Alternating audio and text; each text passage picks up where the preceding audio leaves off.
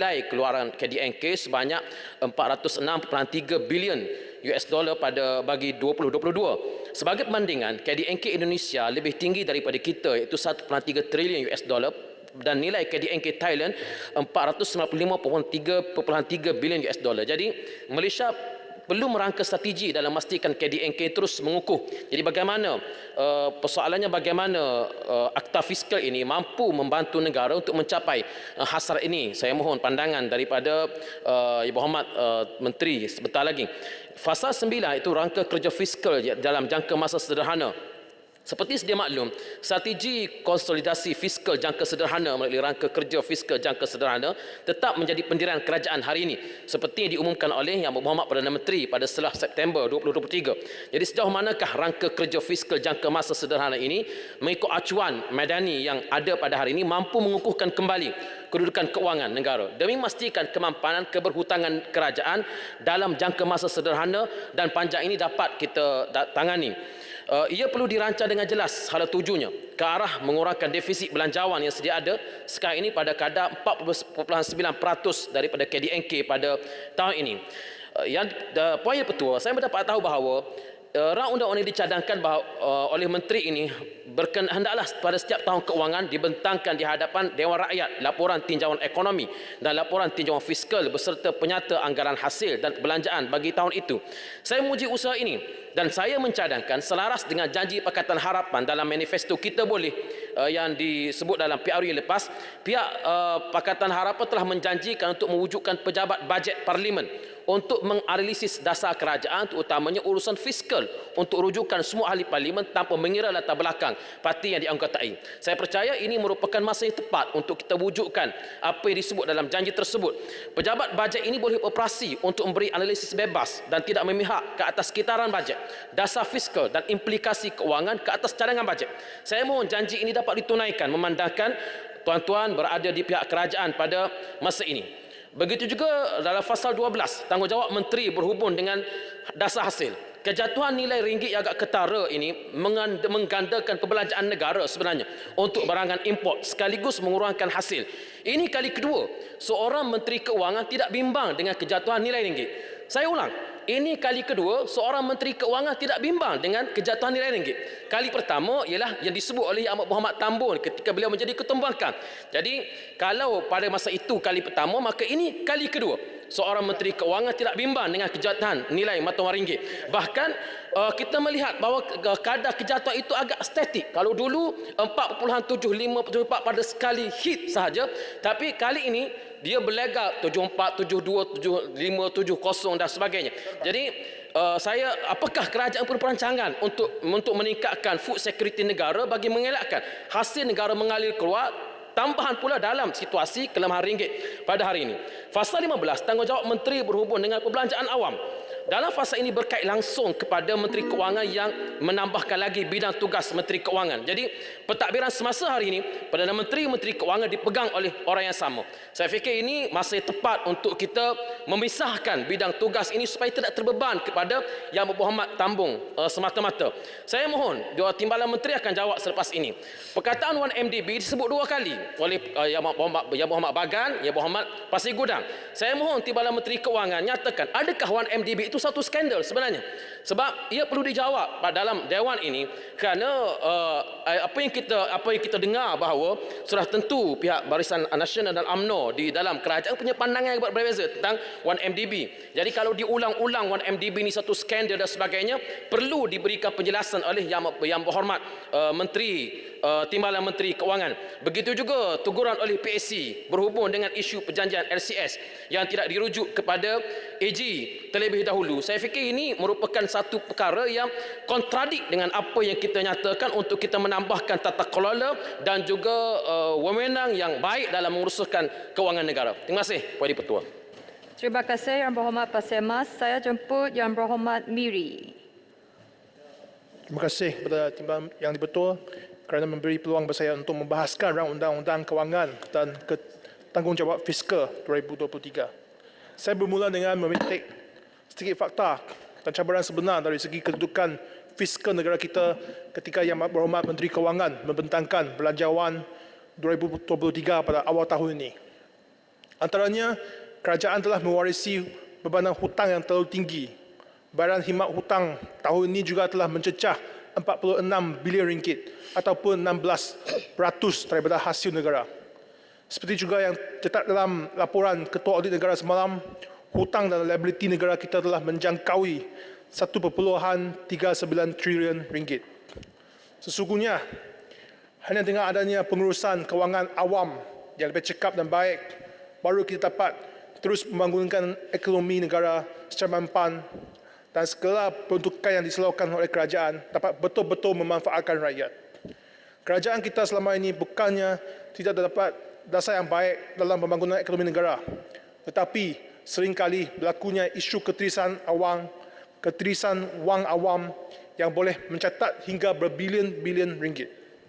Sebab itu kami telah menyertai gerakan reformasi dan telah lancarkan sejak beberapa dekad lalu. Kami berharap untuk melihatnya berlakunya reformasi institusi dan juga urus tadbir yang baik dalam negara kita. Akhirnya, hari ini buat kali pertama dalam sejarah negara kita, kerajaan telah memperkenalkan satu undang-undang yang akan mengawasi tingkah laku kerajaan sendiri dalam urusan pentadbiran kewangan awam.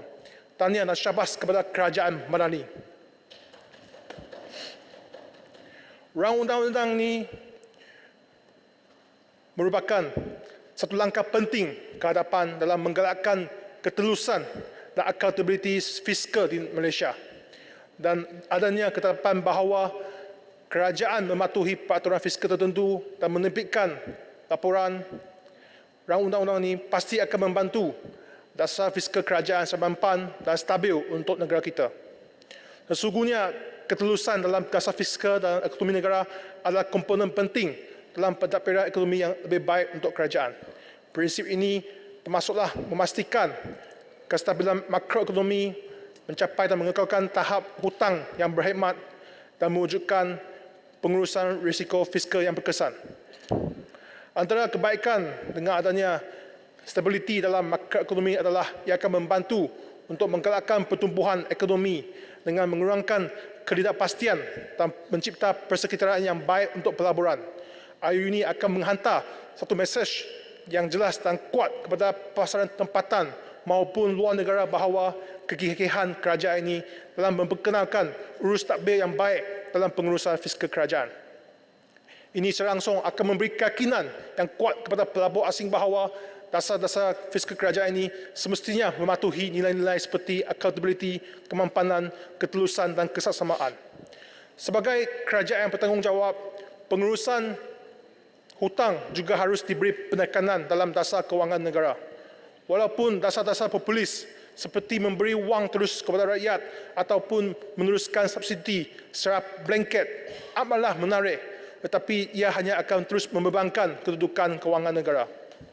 Jika pencapaian sesebuah pentadbiran kerajaan hanya semata-mata diukur melalui berapa kali dan berapa banyak kerajaan memberi wang terus kepada rakyat, tidak mengambil kisah bagaimana tindakan ini akan menambahkan hutang negara ataupun mengambil langkah mudah dengan mencetak lebih banyak wang untuk memberi kepada rakyat, ini sebenarnya adalah satu tindakan yang sangat tidak bertanggungjawab.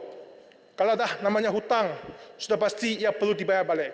Kalau bukan generasi ini yang bayar, pastinya generasi akan datang, termasuklah anak muda sekarang yang perlu bayar balik hutang tersebut.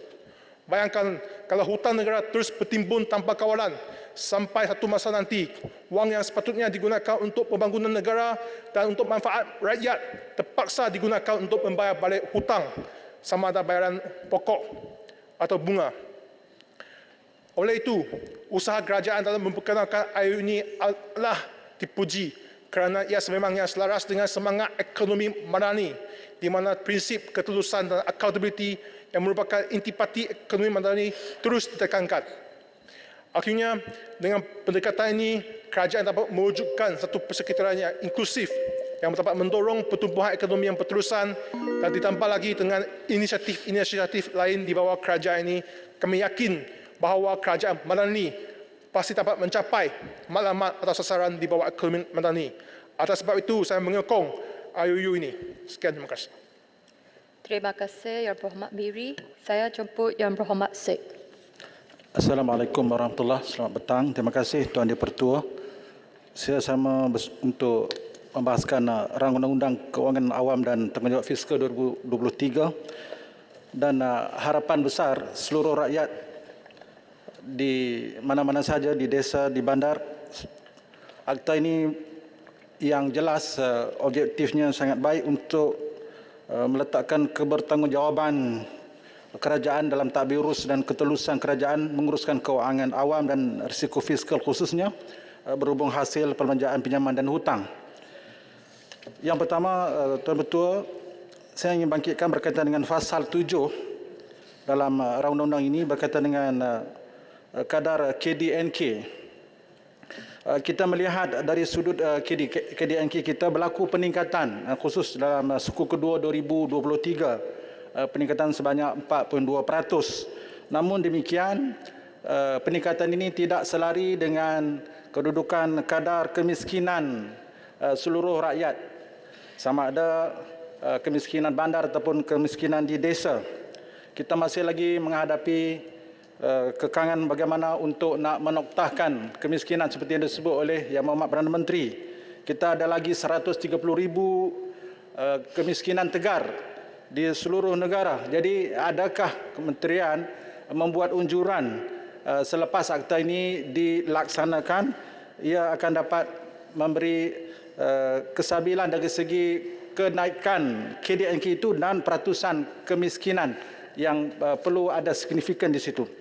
Yang kedua, saya bangkitkan berkaitan dengan tanggungjawab menteri berhubung dengan dasar hasil dalam perkara 12.1 yang menyatakan menteri hendaklah merumuskan strategi hasil jangka masa sederhana dan menjalankan satu kajian semula ke atas dasar hasil tetapi tidak terhad kepada rangka kerja perundangan dan struktur insentif dalam mengoptimumkan sumber hasil. Soalan saya, bagaimanakah maksud tidak terhad dalam pasal ini kepada rangka kerja perundangan dan struktur insentif? Kita melihat banyak kes-kes ketirisan yang berlaku di peringkat kita menguruskan projek-projek ataupun kita dapat menghasilkan atau obligasi kerajaan itu sendiri. Yang terbaru yang kita baca dalam laporan PAC berkaitan dengan obligasi sosial perjanjian konsesi pengurusan industri padi dan beras negara di bawah Kementerian Pertanian dan Keterjaminan Makanan. Dalam rumusan oleh PAC dilihat bahawa MAFI belum menerima dana obligasi sosial berjumlah RM37 juta ringgit pada tahun 2021 daripada syarikat konsesi. Jadi ini antara kelemahan-kelemahan di peringkat menteri dan kementerian. Termasuklah dalam laporan ini bayaran skim subsidi harga padi sebanyak RM0.73 juta dibuat kepada pesawah yang telah meninggal dunia, iaitu lebih kurang 300 orang petani yang meninggal dunia tetapi dibayar skim ini. Jadi siapa yang terima duit mereka ni, sama ada waris mereka yang tidak bertanggungjawab ataupun ada hantu yang telah menerima duit ini. Jadi ini antara perkara-perkara yang perlu dilihat untuk diperbaiki oleh pihak kementerian. Yang ketiga, berkaitan dengan tanggungjawab menteri berhubung dengan perbelanjaan awam perkara 15/6. Jadi bagaimanakah, soalan saya, menteri untuk rakyat mengetahui mengenai perkara ini, adakah diletakkan hasil penilaian ini dalam mana-mana laporan perbelanjaan? Kita melihat isu ini juga ada kes yang kita telah dapat rasai kesan besar kepada keuangan negara, kesan kepada keselamatan negara. Laporan PAC berkaitan dengan LCS sangat jelas bagaimana ketika itu menteri telah pun mengabaikan panduan dan kebertanggungjawaban mereka ketika menguruskan projek ini. Kerajaan membayar RM6.083 bilion kepada kontraktor, namun sehingga hari ini yang kita ketahui tidak ada sebuah kapal yang kita terima. Dalam ketika peringkat awal lagi, kelemahan di peringkat kementerian, bagaimana terma kontrak yang lemah, tidak memihak kepada kerajaan, dan ketika mana menentukan desain ataupun kedudukan kapal itu, pandangan TADM selaku end user dengan izin tidak diendahkan oleh MINDEF, dan dalam ketika itu kerajaan memihak kepada kontraktor yang menerima projek ini. Jadi ini antara kesan-kesan yang telah menyebabkan kerugian besar di pihak kerajaan dan rakyat itu sendiri. Yang terakhir Tuan Yang Pertua, sehingga bangkitkan bagaimana akta ini dapat memberi impak khusus kepada ekonomi dan hasil pendapatan kerajaan negeri, khususnya kepada negeri-negeri yang masih ramai di kalangan penduduk yang hidup di bawah paras kemiskinan, sama ada di Semenanjung ataupun di Sabah dan Sarawak. Sebab itulah ketika mana kerajaan negeri Kedah dengan bersungguh-sungguh memberi justifikasi bagaimana kerajaan persekutuan sewajarnya memberi imbuhan ataupun memberi pampasan kepada kerajaan negeri atas komitmen dan usaha mengekalkan lebih 100,000 hektar kawasan tanah sawah untuk kerajaan negeri terus mengekalkan Kedah itu sebagai negeri jelapang padi. Permohonan RM 170 juta adalah sangat sedikit untuk kita bandingkan kos melepas yang telah pun diberikan oleh kerajaan negeri ketika mana tanah-tanah sawah ini tidak dapat dikutip hasil lebih tinggi ketika mana kalau ditukar kepada tanah industri. Dan dalam soalan saya ini, adakah langkah fiskal yang akan dilaksanakan melalui akta ini akan memberi kesan langsung kepada usaha-usaha untuk kita membasmi kemiskinan dan membantu negeri-negeri yang terus ingin bergerak maju setara dengan negeri-negeri yang lain. Tuan Yang Pertua, sekian. Terima kasih. Terima kasih Yang Berhormat Seksa. Jemput Yang Berhormat Kampa. Terima kasih kepada Timbalan Yang di-Pertua kerana memberi laluan kepada saya untuk membahas Rang Undang-Undang Kewangan Awam dan Tanggungjawab Fiskal. Rang Undang-Undang ini penting kerana ia akan memastikan pentadbiran Putrajaya akan mengendalikan kewangan dengan lebih berhemah dan bertanggungjawab dan bukan bersifat populis seperti pihak pembangkang yang asyik menjerit nak turunkan harga minyak walaupun harga minyak sudah berada di satu paras yang rendah berbanding dengan negara-negara serantau dan negara pengekspor minyak. Dan pihak pembangkang sedar akan kewangan negara tidak mampu lagi untuk menanggung subsidi minyak yang melambung tinggi ini. Money doesn't grow on tree. Kita tidak boleh mencetak duit sewenang-wenangnya dan membayar. Setiap tahun sebelum bajet, kerajaan akan menerima pelbagai tuntutan daripada pelbagai lapisan masyarakat untuk menambah subsidi, untuk bantuan tunai, untuk pengecualian cukai, untuk pengurangan cukai dan sebagainya. Hakikatnya, kerajaan memang memerlukan satu jumlah cukai yang minima untuk membangunkan negara dan juga untuk membayar perbelanjaan kerajaan. Saya menyokong sepenuhnya rang undang-undang ini kerana seperti yang dibangkit oleh bahagian sebelum ini, bahawa rang undang-undang ini boleh mencegah skandal-skandal besar seperti 1MDB dan skandal Jana Wibawa.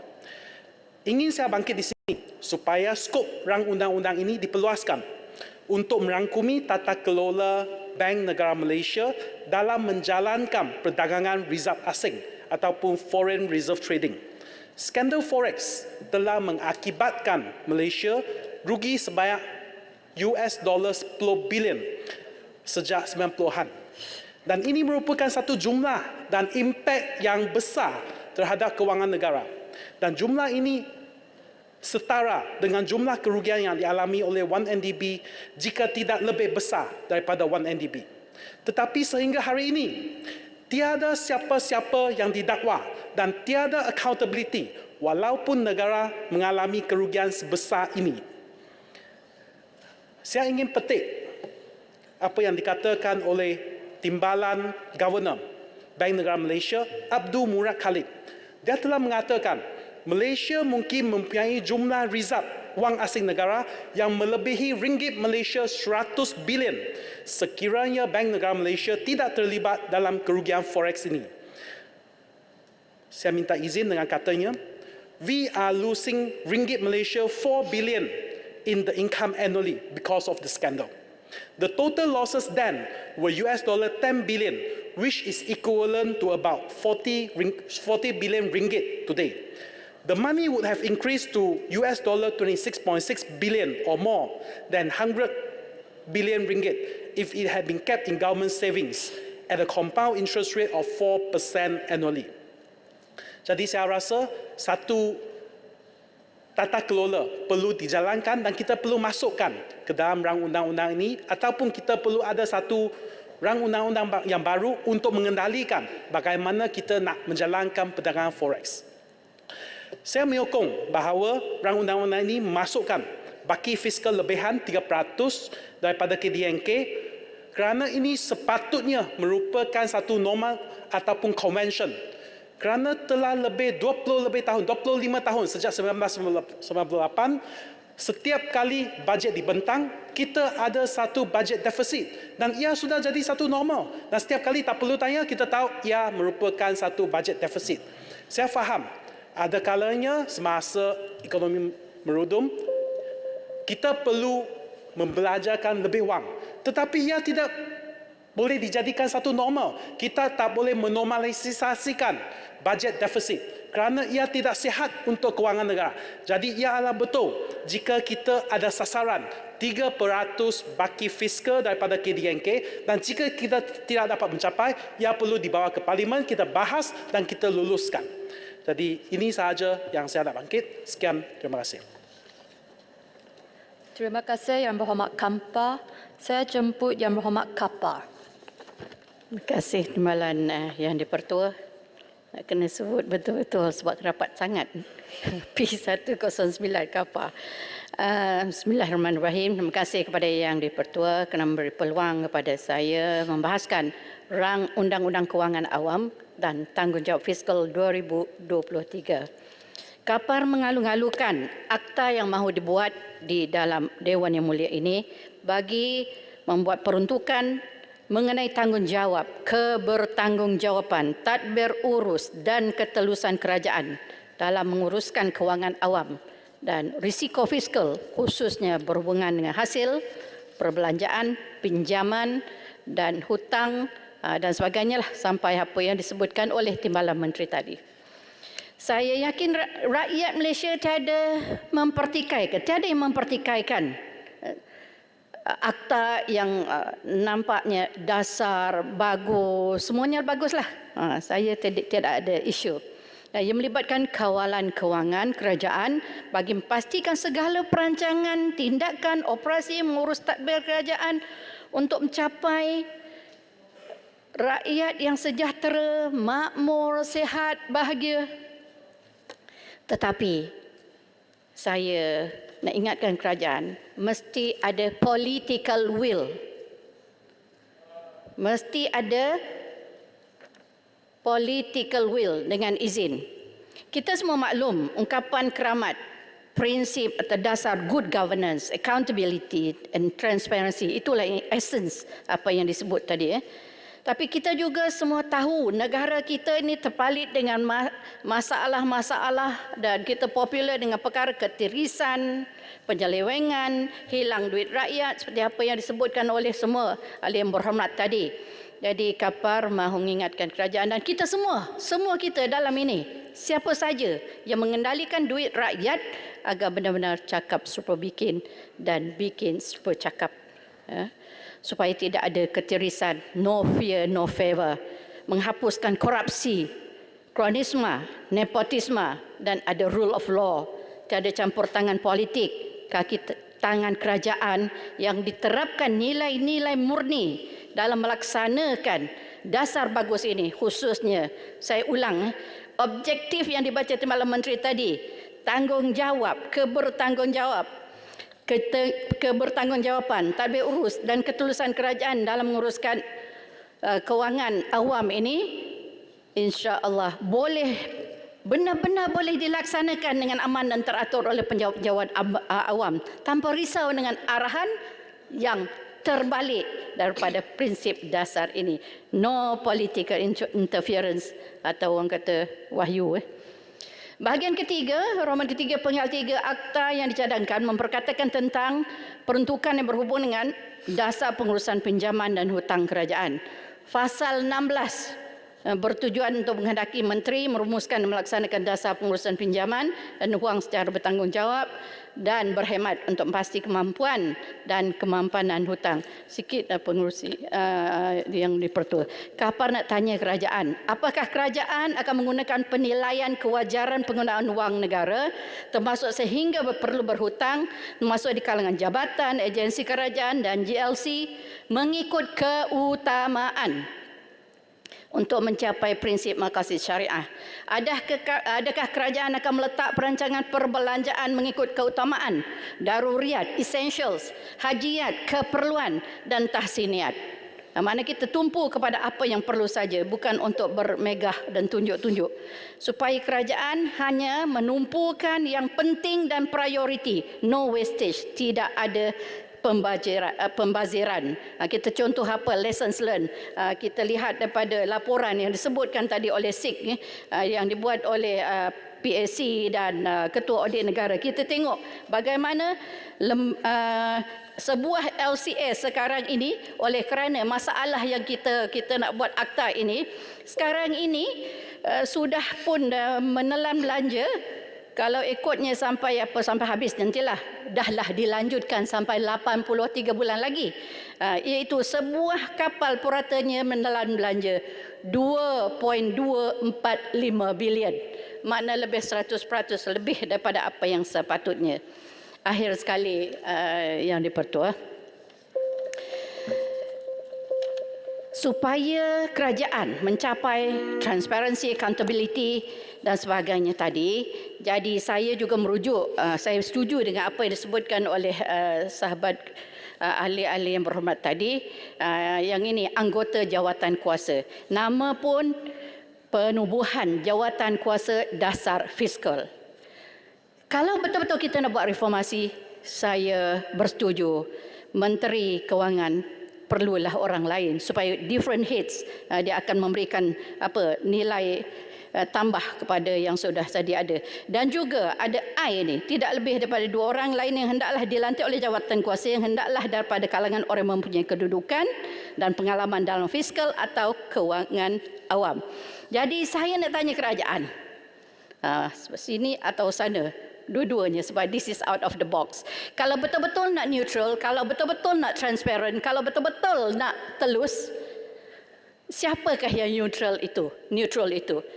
Apa kata kalau yang dibuat oleh parlimen sekarang ini, kita ada select committee yang melibatkan kerajaan dan juga ahli parlimen dan pembangkang. Apa kata jawatan kuasa dasar fiskal, nama pun dasar, juga melibatkan daripada pembangkang. Terima kasih. Imbalannya dari Pertua. Terima kasih. Terima kasih Yang Berhormat Kapar. Saya jemput Yang Berhormat Subang. Terima kasih Puan Speaker kerana membenarkan saya untuk mengambil bahagian dalam perbahasan RUU ini.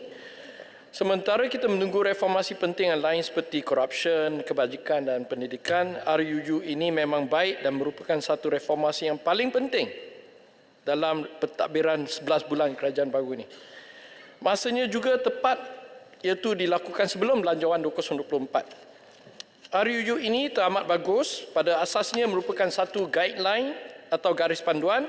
Oleh kerana ia garis panduan, RUU ini kurang ada substantive checks and balances. Itu kita faham ya. Tapi matlamat utama sebagai satu guideline ialah untuk membenarkan satu komiti yang terdiri daripada Perdana Menteri, Menteri Kewangan, Menteri Ekonomi dan paling penting Bank Negara Malaysia untuk memberi input tentang keadaan semasa ekonomi sebelum belanjawan dibentangkan. Tuan Speaker, setiap tahun belanjawan mula dibincangkan pada bulan Mac, di mana kesemua kementerian mula memberi input-input mereka, apa yang mereka perlukan dari segi dana untuk tahun hadapan. Setiba bulan Julai, semua pemerintahan kementerian akan dikumpul oleh Menteri Kewangan dan selepas itu Menteri Kewangan akan mula merangka keperluan-keperluan mereka, sama ada belanjawan dikurangkan sikit, tambah sini, kurang sana, dan kemudian Menteri Kewangan akan berbincang dengan Perdana Menteri dan juga Kabinet. Kalau bajet dibentangkan pada bulan Oktober, maknanya pada bulan September kesiapan bajet perlu sampai ke tahap 90% ataupun 95%.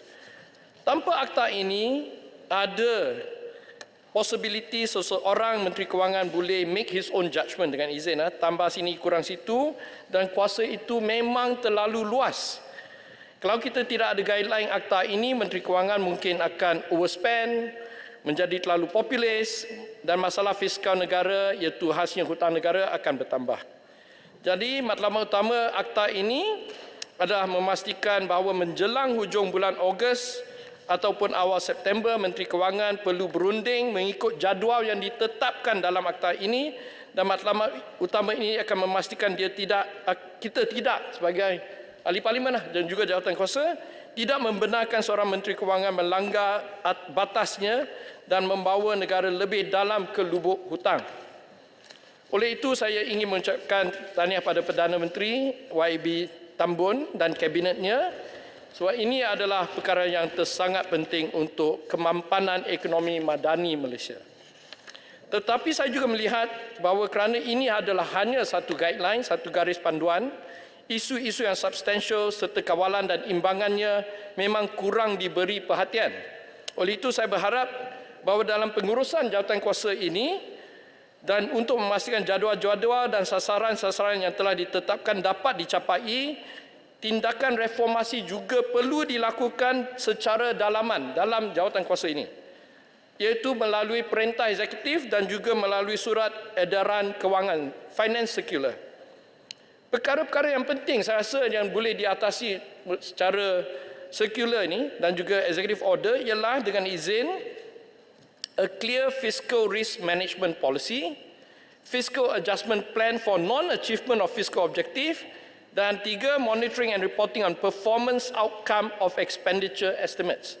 Saya harap perkara-perkara tersebut boleh diselesaikan secara dalaman dan saya minta Menteri Kewangan untuk memberi satu undertaking kepada kita, dia akan melakukannya.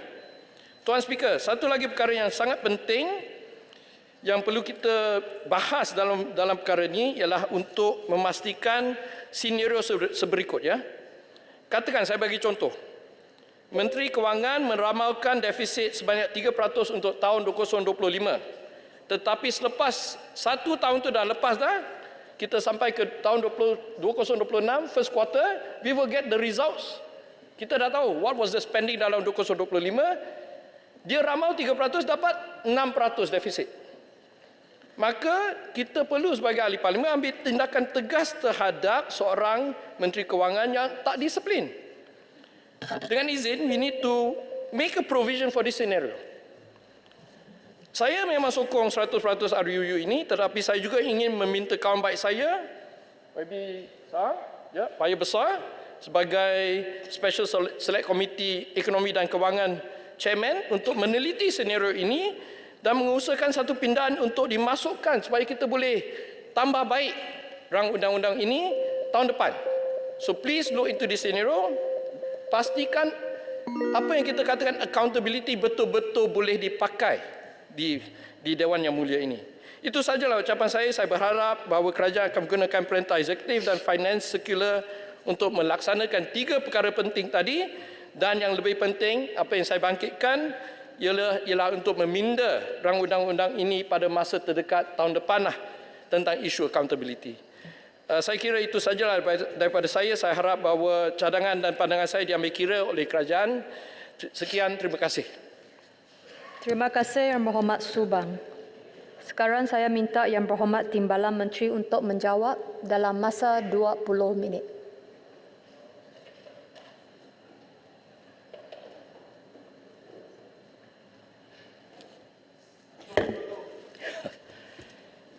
Terima kasih kepada rakan-rakan yang telah memberikan pandangan-pandangan yang baik. Bermula dengan YB Bagan, Putrajaya, Paya Besar, yang keempat Tanjung Karang, kelima Gopeng, keenam Bacok, ketujuh Puchong, ke-8 Kuala Krai, 9 Ipoh Timur, 10 Pendang, 11 Kuala Selangor, 12 Pasir Gudang, 13 Pasir Mas, 14 Miri, 15 Sik, 16 Kampar, 17 Kapar, 18 Subang. Saya membuat catatan kepada perkara utama yang ditimbulkan. Saya tidak dapat untuk menjawab keseluruhan satu persatu. Walau bagaimanapun ada beberapa perkara yang ingin saya kongsikan kepada ahli-ahli yang berhormat sekalian. Yang pertama, adakah kita boleh capai 4-3-60-25? Itu angka 4% untuk pembangunan daripada KDNK, 3% atau kurang untuk defisit daripada KDNK, 60% daripada KDNK untuk paras hutang dan 25% untuk jaminan. Di tangan saya ada maklumat data tahunan daripada 2015 hingga 2023 yang ingin saya kongsikan pada ahli-ahli yang berhormat sekalian, tetapi 2023 itu anggaran sebab tahunnya belum habis. Berapakah apabila kita kata perbelanjaan pembangunan hendaklah sama atau lebih 3%, berapakah dalam masa 9 tahun daripada 2015 hingga anggaran 2023? Jawapannya ialah 4.0%. 4% selama 9 tahun. Oleh itu, hasrat untuk mencapai lebih atau sama dengan 3% itu sudah tercapai kerana purata kita ialah 4%. Kemudian dari segi defisit. Dari segi defisit, anggaran tahun ini 5%, 2015 3.2%, 2016 3.1%, yang paling rendah ialah 2017 2.9%. Kemudian 2018 naik 3.7, 2019 3.4, 2020 6.2, 2021 6.4, 2022 5.6, 2023 5 tahun ini. Mengapakah 2015 hingga 2017 3.2, 3.1, 2.9, iaitu menepati atau kurang daripada sasaran kita. Puncanya kerana pada ketika itu ada GST, ahli-ahli yang berhormat. Sekarang ini GST dah tak ada. Dulu saya kepala yang menimbulkan perkara ini. Angka tidak boleh berbohong. Ini angka benar yang saya ingin kongsikan pada ahli-ahli yang berhormat. Tapi adakah kita ingin melaksanakan GST? Tahun ini tentu tidak. Tahun depan tidak ada pengumuman. Belum ada pengumuman. Okey. Kemudian dari paras hutang keseluruhan. Yang kita hendak ialah 60% atau rendah. 2015 53.6, 2016 51.9, 2017 50%. 2018 51.2, 2019 52.4, 2020 62%, 2021 63.3, 2022 60.3. Itu tahun ini belum lagi anggarannya. Apabila kita campurkan, angkanya ialah 56.3%. Jadi kita boleh lihat di situ paras hutang keseluruhan yang meningkat pada 2020, 2021, 2022 adalah kerana masalah COVID. Maka paras hutang ditingkatkan. Dan ada yang berhormat mengatakan boleh atau tidak kita 60.3% itu kita capai, 60% itu kita capai. Jawapannya boleh kerana puratanya ialah 56.3%. Dan apabila ahli yang berhormat daripada Pasir Gudang menyatakan laporan STAR 60.4% itu betul. Dan kita menyatakan bahawa kita ingin mencapai 60% itu dalam jangka masa sederhana. Bukan besok, ya, bukan tahun depan. Tempoh yang diberi apabila akta ini dikuatkuasakan oleh Menteri Kewangan, mungkin hujung tahun dikuatkuasakan, tempohnya ialah 3 hingga 5 tahun untuk kita mencapai apa yang kita gariskan 4 perkara tadi. 4, 3, 6, 0, 25 itu tempohnya ialah 3 hingga 5 tahun. Jadi dari segi logiknya kita boleh mencapai apa yang kita ingin nyatakan itu. Kemudian dari segi jaminan keuangan, 2015 15%, 2016 15%, 2017 17.4, 2018 18.4, 2019 18.2, 2020 20.8, 2021 20.1%, 2022 17.8%. Jika kita bahagikan 8 tahun itu, nilai puratanya ialah 17.8% dan hasrat kita ialah 25% dan kurang daripada 25%. Jadi perkara ini adalah angka-angka yang kita kira boleh dicapai dalam tempoh sederhana 3 hingga 5 tahun. YB Bagan ada menyebut mengenai keperluan untuk memasukkan perkara mengenai tender terbuka di dalam FRA. Minta penjelasan Puan Speaker. Saya ingin tahu di manakah di dalam rang undang-undang ini yang menyebut 3 hingga 5 tahun ini. Sebab ataupun ada disebut kena baca detail, ada di situ ya, 3 hingga 5 tahun ada. Okey, wah, terima kasih YB Puchong. YB Bagan menyebut mengenai tender terbuka itu dan keperluan dalam FRA, maka saya ingin menyatakan di sini bahawa kita akan ada satu lagi akta khusus tentang perolehan. Tadi ada 2-3 orang ahli yang berhormat masuk pendang ada menyebut tentang tender. Akta Perolehan Kerajaan ataupun Government Procurement Act GPA dijangka akan dibentangkan pada suku kedua 2024. Jadi apabila disebut tentang LCS dan sebagainya itu, bila disebut tanda terbuka dan sebagainya itu, apabila disebut skandal itu dan ini adalah hasrat Kementerian Kewangan untuk mengadakan akta khusus mengenai tender. Oleh itu, tiada keperluan untuk masukkan perkara mengenai tender dalam akta FRA ini. YB payah besar penarafan kredit berdaulat negara, penggubalan FRA dapat meningkatkan kredit rating Malaysia. Penggubalan FRA dapat memberikan kesan positif ke atas kestabilan penarafan kredit berdaulat negara. Pengenalan had nilai kuantiti dalam FRA dapat mengurangkan pendedahan terhadap risiko dengan menangani kelemahan dan meningkatkan kapasiti fiskal bagi menguruskan sebarang kejutan. Antara kriteria yang dijelaskan oleh agensi penarafan kredit dalam meningkatkan penarapan sedia ada negara adalah meluaskan asas hasil. Itu antara perkara yang dilihat oleh kredit rating. Mengekalkan penurunan beban hutang, itu juga yang mereka lihat. Meningkatkan kemampuan untuk menurunkan defisit, itu juga yang mereka lihat. Jadi perkara mengenai FRA ini juga ada menyebut tentang apa yang dilihat oleh kredit rating. Apabila kita melihat kredit rating pada Fitch yang baru ini dikeluarkan, mereka juga melihat kestabilan dari segi politik untuk menentukan kredit rating kita. Bagan. Terima kasih. Terima kasih Timbalan Menteri. Saya nak tanya, agak bila kita boleh memulihkan credit rating yang telah diturunkan oleh Fitch semasa pentadbiran kerajaan yang lepas, yang merupakan penurunan yang buat kali pertama lebih 20 tahun. Adakah usaha yang dijalankan dapat meyakinkan bahawa credit rating ini dapat dipulihkan? Terima kasih. Apabila kita dapat mencapai dalam masa sederhana, mungkin 3 tahun, mungkin lebih awal daripada itu, kita harap kredit rating kita akan bertambah baik dalam 4 perkara yang kita piawaikan itu. Piawaian kita itu bukan main kita letak saja-saja ya. Seperti 60% shilling hutang, itu adalah merupakan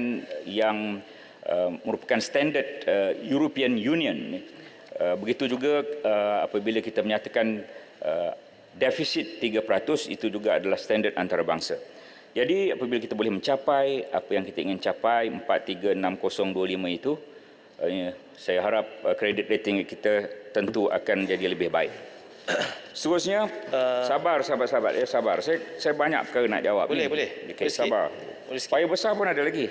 Boleh sikit. Berkenaan dengan good guarantees. Payah besar perkara bangkitkan oleh pihak agensi penerapan kredit telah diambil kira dalam penggubalan FRA serta objektif fiskal dan had nilai kuantiti seperti dalam jadual pertama FRA. Payah besar juga menimbulkan tentang good guarantees. Definisi jaminan keuangan yang dihadkan di bawah akta ini telah dinyatakan dengan jelas merangkumi kesemua jaminan yang diluruskan oleh Menteri Kewangan. Jaminan kerajaan yang diberikan oleh kerajaan adalah kebanyakannya adalah untuk membiayai projek-projek pembangunan awam yang mempunyai nilai pelaburan yang tinggi seperti MRT, ECRL, Lebuh Raya Pen Borneo, serta membiayai program-program sosial seperti PTPTN untuk pendidikan, LPPSA, Lembaga Pembiayaan Perumahan Sektor Awam, Prima, SPNB, untuk program perumahan untuk sektor awam, golongan M40, B40, Perbadanan Aset Air Berhad untuk bekalan air. Jadi ini mungkin yang dipahamkan oleh Paya Besar mengenai good guarantees untuk rakyat. Ya. Dengan adanya jaminan kerajaan ini, kerajaan mampu memanfaatkan instrumen pembiayaan dari institusi kewangan dan pasaran awam melalui pertubuhan perbadanan milik kerajaan yang tidak dapat ditampung sepenuhnya di bawah belanja pembangunan DE. Tuan Menteri, boleh Ya, Paya Besar. Boleh. Ya. Paya Besar kali menyebut tentang telus tanggungjawab FDI, KDNK nominal, penentuan bila ditentukan jawatan kuasa kecil jangan jadi rubber stamp. Bagi tak bagi ni? Saya catat semua. Bagi tak bagi? Ya, kita ada banyak kawan yang lain, ada 18 yang lain. Silakan kalau ada perkara yang mustahak. Saya nak tanya, apakah jangkaan pihak MOF bila kita wujudkan FRA ni, adakah kita punya outlook rating akan bertambah dan apakah jangkaan mesti dah ada? Saya fikir di bawah Kementerian Kewangan, itu yang pertama.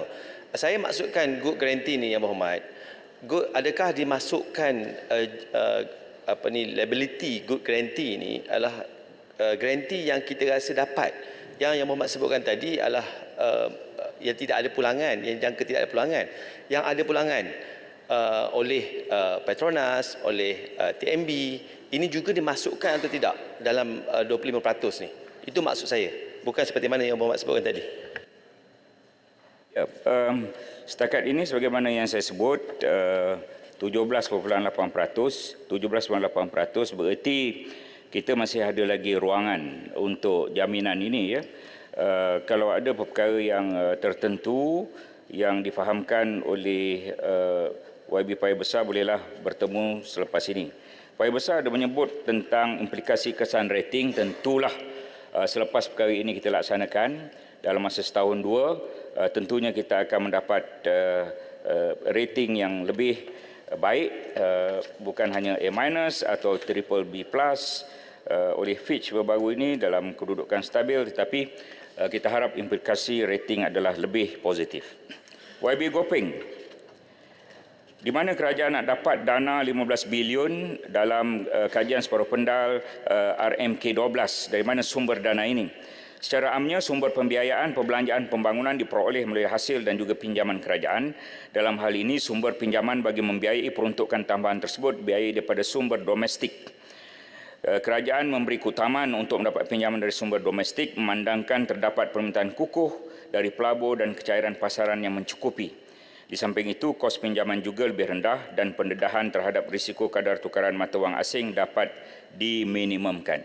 Dan tentunya apabila kita kata kita ingin membuat pinjaman yang boleh dibuat oleh kerajaan hanya untuk membiayai pembangunan dan tidak boleh OE, hanya boleh DE dan juga pinjaman tentang pembayaran hutang. Dan dari segi bayaran khidmat hutang, kita menetapkan supaya dia adalah 15% daripada hasil dan tidak boleh lebih daripada 15% daripada hasil. Memanglah sebelum ini 10 ke 11%, tetapi oleh kerana kita ada pertambahan hutang kerana COVID, oleh itu dia meningkat pada 16% dan kita ingin menurunkan pada 15% daripada hasil. Khidmat hutang 15% daripada hasil itu tidak diletakkan di dalam 4 perkara, tetapi itu adalah disiplin Timbalan dalaman. Menteri, Ya, Puncak disiplin Borneo. Dalaman. Puncak Borneo tadi minta penjelasan sikit je. Puncak Borneo tak ambil bahagian, tapi bolehlah. Nak penjelasan lah ni. Ya, sila. Terima kasih Timbalan Menteri Kewangan, sahabat saya daripada Pontian. Saya nak menyentuh pasal 29 di mana jawatan kuasa dasar fiskal ini adalah amat penting. Maka mereka ini akan memberi syor-syor kepada kabinet dan juga mereka ini adalah badan yang akan membuat hala tuju cara pembelanjaan kerajaan dan juga tax policies. Jadi saya melihat senarai tadi di mana saya juga ingin meminta penjelasan sama ada pihak kementerian boleh mempertimbangkan sama ada untuk meletak wakil daripada Sabah dan Sarawak dan juga boleh meletakkan wakil yang pakar di dalam bidang keuangan daripada luar dan juga meletakkan wakil daripada ketua pembangkang supaya kita ada check and balance dan ia boleh menjadi satu benchmark untuk kita lebih telus dan ia boleh disemak imbang oleh pelbagai pihak. Jadi adakah kementerian boleh mempertimbangkan perkara ini demi untuk kebaikan kita dan juga daripada mata luar melihat kita lebih ke arah accountability dan juga lebih telus. Terima kasih. Ya, tadi juga telah ditimbulkan oleh beberapa ahli yang berhormat termasuk daripada Puchong dan kita mengambil ingatan terhadap perkara itu. Apa yang kita ingin nyatakan bahawa di peringkat parlimen kita sudah ada jawatan kuasa kira-kira wang awam atau PAC yang pengurusinya daripada pembangkang dan ahlinya bergabung dan kita juga ada jawatan kuasa pilihan khas parlimen ekonomi dan kewangan. Tadi Masjid Tanah yang jawatan kuasa kedua ini adalah jawatan kuasa paya besar selaku pengerusi dan ada Putrajaya pun ada di dalamnya, Tuaran pun ada dalamnya. Jadi jawatan kuasa itu diteruskan. Dan itu jawatan kuasa jika perlu ada satu jawatan kuasa khas pilihan parlimen ini khusus untuk mengenai dasar fiskal, dia boleh dicadangkan dan telah pun dicadangkan tadi dan kita boleh follow up tentang cadangan itu jika didapati sesuai. Timbalan Menteri yang saya maksudkan tadi pasal 29 itu dalam RUU ini. Saya tahu perlu ada daripada Sabah dan Sarawak. Ada 2 orang kekosongan yang dipilih boleh diletakkan Sabah dan Sarawak. Pada saat dan ketika ini timbalan Perdana Menteri ada 2. Salah satunya daripada Sarawak. Ya, isteri saya orang Sarawak jugalah. Jadi di situ dah ada komponen Sarawak. Jadi kalau tidak ada Sabah di antara dalam kumpulan jawatan kuasa itu, ada 2 orang yang boleh dilantik. Kemungkinan seorang boleh daripada Sabah dan sudah ada daripada seorang daripada Sarawak. Ya, Putrajaya. Timbalan Menteri, terima kasih atas penjelasan tadi. Cuma seperti mana saya sebut dalam perbahasan saya tadi, apabila kita lihat Seksyen 28 di mana jawatan kuasa dasar fiskal ini mengemukakan syur kepada jemaah menteri. Dan jika kita lihat jawatan kuasa ini juga dia ada tugas-tugas dia menyelia perkara fiskal, menimbang teliti, mencadangkan dasar kepada kerajaan dan juga memastikan pelaksanaan dasar. Jadi kita lihat di sini apabila jawatan kuasa ini dipengerusikan oleh Perdana Menteri, dianggotai oleh Menteri Keuangan, Menteri Ekonomi, Timbalan Perdana Menteri, maknanya dia berpusing dalam satu paksi yang sama. Kita tidak ada satu panduan atau ruang untuk kita berikan ada satu, as I said before, dengan izin sparring antara cadangan yang dibawa oleh jawatan kuasa dengan apa yang boleh ditambah baik oleh anggota pentadbiran melalui Jemaah Menteri. Dan saya bagi contoh tadi apabila kita bercakap tentang Monetary Policy Council, ya, di mana dia digauntai oleh governor, penolong governor, timbalan governor dan 2 anggota lain bebas. Jadi kalau kita dapat beri gambaran bahawa jawatan kuasa ini satu jawatan kuasa yang bebas, bawa kepada kerajaan, dibincangkan di peringkat menteri dan juga jemaah menteri, ianya lebih baik. Jadi adakah kementerian akan mengambil tindakan sama ada mengubah Seksyen 28-29 ini ataupun apakah pendirian kementerian tentang hal ini? Terima kasih. Pada saat yang ketika ini kita nak teruskan apa yang kita cadangkan, ya. Sabar, saya jawab dululah. Pendang, kita sahabat kan. Sahabat lama. Dulu satu pentas satu ketika. Kabinet ni ada 28 orang menteri yang berhormat Putrajaya. Dan dalam jawatan kuasa ni PM, TPM 2 orang, Menteri Ekonomi ada 4 orang. Ada 24 yang lain daripada menteri-menteri itu tidak berada dalam jawatan kuasa ini. Berarti 24 menteri yang lain itu boleh memberikan pandangan yang berbeza daripada mereka yang menganggotai yang sama. Jadi saya kira untuk saat yang ketika ini kita teruskan. Sejak 2013 ini anggotanya. Kita ingin meneruskan setahun 2. Kalau kita ingin ubah sebagaimana yang berhormat mana tadi mencadangkan supaya kita pindah pada tahun depan. Ya. Untuk sementara ini akta pertama, ini akta ibu. Kita teruskan apa yang ada dahulu. Okay. Apa yang tak puas hati? Yang berhormat Timbalan Menteri, saya punya concern adalah apabila diketuai oleh Perdana Menteri. Jadi yang dalam kabinet pun dipengerusikan oleh Perdana Menteri. Itu antara komponennya dan turut dianggotai oleh Timbalan Perdana Menteri. Tapi kalau yang Berhormat Timbalan Menteri sebut tadi akan dipertimbangkan, kemudian mungkin boleh dilihat kembali, dibawa kembali ke sini kemudian untuk kita tambah baik. Jadi kita nampak ada satu tata kelola, ada satu governance yang jauh lebih baik. Terima kasih Yang Berhormat. Terima kasih atas cadangan. Kita ambil ingatan berat tentang perkara itu. Yang Berhormat Timbalan Sebagaimana Menteri, yang masih banyak lagi nak jawab. apa pasal waktu saya rasa itu silap tu, jam tu. Tidak silap. Tak silap ya. Ya, masih banyak lagi nak jawab. Saya tarik balik. Banyak sebenarnya, banyak. Saya bagi masa tambahan 3 minit lagi. Sikit lagi 30? 3 minit. 3 minit. Apa ni, Yang Berhormat Pontian? Okey. Yang Berhormat Pontian. Pendam, Yang ini penting, pendam, ini penting. Saya nak tanya. Bacok dia memberikan cadangan-cadangan yang baik lah. Saya nak bagi cadangan yang baik lah. Yang lain pun tadi disebut suka juga PAC. sebenarnya. Disebut PAC. Tanjung Karang dia mengulangi apa yang saya bentangkan. Ya. Tak apa, teruskan. Saya nak sebut PAC ni memanglah tadi disebut Perdana Menteri, Menteri Kewangan, orang yang sama, dia tak ada semak dan imbang. Jadi bagi kepada PAC juga terhad kepada kelulusan Tan Sri Speaker. Sama ada nak bawa naik ke atas, nak buat report, kami tak boleh nak terus pergi buat report tanpa kelulusan Speaker. Yang ni pun nak kena cek balik. Lepas tu di RUU yang nak buat pindah ini, kenapa masuk Sabah dan Sarawak? Kalau begitu saya nak cadangkan semua negeri 14 ni mesti ada wakil untuk menjadi jawatankuasa. Kenapa Sabah dan Sarawak saja? Kami pun bayar cukai juga negeri lain. Ya, dalam MA63, dalam pindahan perlembagaan yang kita ada, bahawa kita ada 3 wilayah. Wilayahnya ialah Semenanjung, Sabah dan Sarawak. Adakah itu hidden agenda? Sebab sebelum ni dah lama wilayah ni bukan baru sejak daripada 1963 ini. Itu akta lain. Wilayah ni sudah lama. Kenapa hari ini baru ada? Negeri lain pun tak juga wakil dia duduk dalam jawatankuasa kewangan. Mereka pun bayar cukai juga. Kita ada jawatankuasa kecil. Jawatankuasa kecil tu boleh ada 14 orang, seorang daripada seorang negeri. Dia lantik daripada negeri-negeri jugalah saya cadangkan. Sebab baru adil. Terima kasih. Baru dapat cukai diambil kepada semua negeri. Ada beberapa perkara yang saya ingin sebut. Bagan dan menyebut tentang objektif fiskal ini amat berani. Ya. Deficit spending 3%, boleh atau tidak, saya dah sebut tadi, saya dah jawab. Reaksi rating agensi kita harap positif. Yang Putrajaya saya dah jawab. Dan kita ingin menyatakan bahawa apabila kita tidak mencapai, maka kita akan bawa semula ke Dewan Rakyat. Dan masa tempoh untuk kita membawa balik ke Dewan Rakyat setelah diputuskan oleh Jemaah Menteri itu, kita boleh adakan sidang khas. Kita boleh selesaikan dalam masa 2 minggu, atau kita boleh selesaikan katalah mesyuarat kabinet pada khas hari Isnin, kemudian kita ada mesyuarat khas hari Khamis Dewan Rakyat. Kita boleh dengan pantas melaksanakan.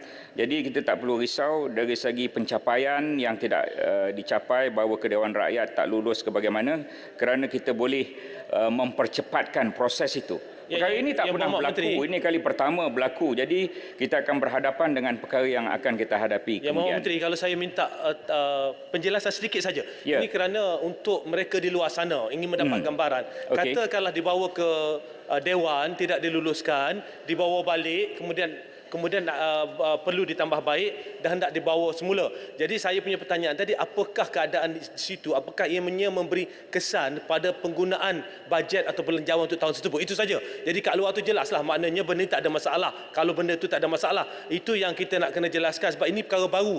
Jadi mungkin tertanya-tanya, kalau Dewan tak setuju nak kena bawa balik, bawa semula ke Dewan, apakah terdapat kesan kepada belanjawan tahun tersebut? Terima kasih Yang Berhormat. Dia tidak akan ada kesan pada belanjawan, ya, sebab belanjawan diluluskan dalam sesi yang berbeza. Oleh itu dari segi tempohnya, katalah dibawa minggu ini, kemudian tidak diluluskan oleh Dewan, maka dipinda, dibawa minggu depan. Yang Berhormat Putrajaya boleh. Kita tak perlu bulan depan. Segalanya sekarang ini boleh proses dengan pantas. Okey. Tanjung Karang. Saya dah menyebut tadi, Tanjung Karang minta Kota Raja letak jawatan, dia tak ada kaitan dengan apa yang disebut di sini. Gopeng, kehadiran Marang dan sebagainya, itu pun tak ada kaitan dengan apa yang ada di sini. Ekonomi Madani, Bahawa Padu, NIMP, NETR, KSP RMK 12. Kuala Selangor 15 bilion dapat daripada mana telah saya jawab. Ya, terima kasih Timbalan Menteri Kuala Selangor. Anjakan besar. Kuala Selangor saya akan sampai sekejap lagi ya. Bacok terima kasih menyebut mengenai mendisiplinkan Putrajaya, kesaksamaan generasi, hasil yang menuntut keadilan, manfaat cukai sama ada regresif dan progresif. Regresif sebenarnya SST, progresif GST. Tak apalah, itu kita cerita kemudian ya. Dari segi itu kita cerita kemudian. Dari segi prioriti perbelanjaan tentunya ada kita prioriti luar jangka, ini ada keanjalan yang tertentu dan pelaporan telus ini yang Muhammad Bacok. Jika kita membuka www.mof.gov.my iaitu laman web Kementerian Keuangan untuk kali pertama dalam sejarah pada 23 bulan 9 yang lalu kita melaporkan prestasi setengah tahun pencapaian keuangan. Tak pernah dibuat selama-lama ini. Ini dikehendaki dalam FRA ini, tetapi sebelum FRA diluluskan pun kita telah mencuba dan dah ada dalam laman web Kementerian Keuangan. Ahli-ahli yang berhormat boleh menilai pencapaian setengah tahun, 6 bulan tetapi dilapor pada 23 September dan kita akan adakan perkara itu setiap tahun mengenai prestasi bajet dan pengurusan wang kerajaan dalam tempoh setengah tahun. Seterusnya Puchong mengira faedah yang dikenakan terhadap hutang kita RM1,460 sesaat. Terima kasih kerana tolong mengirakan itu dan kita memang concern terhadap apa yang berlaku ini dan kita ada lagi 3 KPI apabila disebut bahawa proses kenaikan hutang apa bezanya apabila ketika COVID kita bawa di sini untuk menaikkan paras hutang.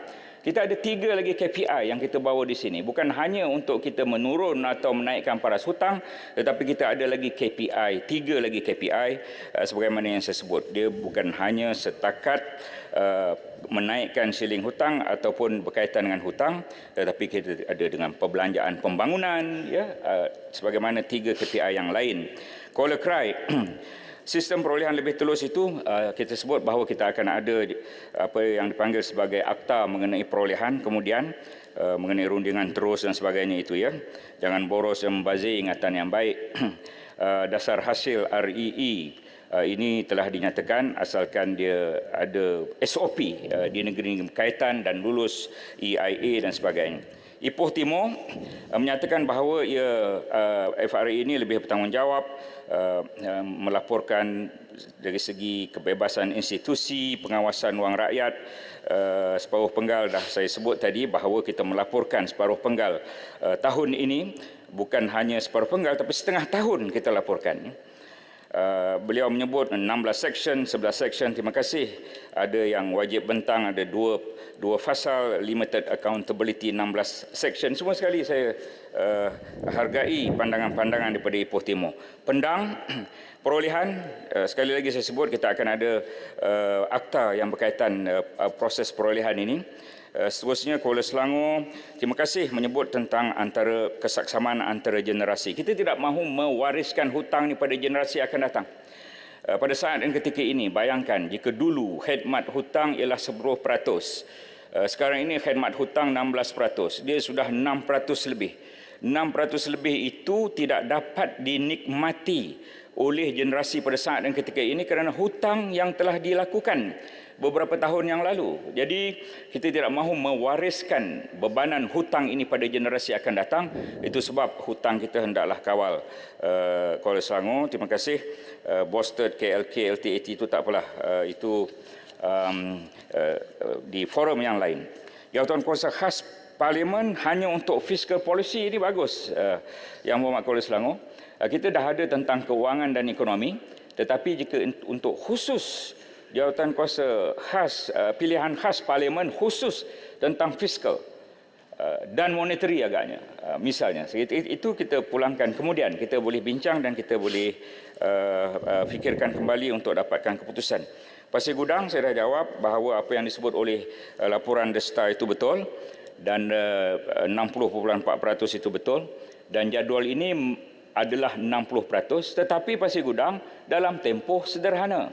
Setelah ia dilaksanakan, dimulakan bila akta ini bila nak dimulakan. Katalah tahun depan, awal tahun depan misalnya.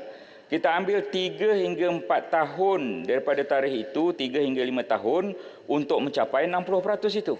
Dia bukan pada saat dan ketika ini, Pasir Gudang, ya. Jadi kita ada masa sedikit. Pasir Mas, wawasan kemakmuran ini sebenarnya telah dijawab oleh Perdana Menteri 2 hari lepas, bahawa apa yang kita nak buat dalam ekonomi madani yang berbeza dengan wawasan kemakmuran bersama ini ialah kerana dalam wawasan kemakmuran bersama itu kurang ditekankan mengenai tata kelola dan juga nilai-nilai madani yang disebut. Madani ini ialah maju 3 perkara. Maju dari segi pemikiran, maju dari segi kebendaan, maju dari segi kerohanian. Itu tidak dinyatakan. Jadi kita ubah kerangka ekonomi madani daripada wawasan kemakmuran bersama. Kampa menyebut skandal forex, memang dia teruk sebenarnya, tetapi telah ada keputusan-keputusan yang tertentu. Bajet defisit Kampa sebut adalah perkara biasa, betul, tetapi kita ingin mengurangkan defisit itu dan pada pandangan kita 3% defisit adalah satu perkara yang sepatutnya boleh. Kapar political will, inilah di political will. Sebelum ini kita berusaha untuk membentangkan daripada 2017, sambung 2019, sambung 2021, sambung 2023 pada saat dan ketika ini. Dalam masa sekitar beberapa minit lagi kita akan uluskan satu perkara yang menakjubkan dalam sejarah Parlimen Dewan Rakyat kita Malaysia ini mengenai FRA. Terima kasih atas semuanya. Penjelasan. Ya. Puan Speaker, minta penjelasan. Tadi Menteri ada kata kita boleh capai sasaran dalam 3 hingga 5 tahun. Sederhana, jangka sederhana. Saya nak tanya, bilakah Seksyen 26 penyimpangan sementara akan dibuat? Sebab 3 hingga 5 tahun, kalau kita telah meningkat ke 62%, kita tak payah guna Seksyen 26 sampai kita tak boleh capai baru kita guna penyimpangan sementara. Oleh itu, apakah yang dimasukkan dengan sementara itu? Penyimpangan ini ialah penyimpangan sementara ialah apabila berlaku krisis. Contohnya berlaku peperangan di negara jiran. Kita minta jangan berlaku. Contohnya berlaku lagi COVID-20 ke pula ke apa, wallahualam. Penyakit X ke apa ke yang baru ini, saya kira kita harap tidak berlaku. Contohnya berlaku banjir besar yang terlalu besar. Saya faham. Ya. Tapi even masa tu pun mungkin tak payah sebab ada 83.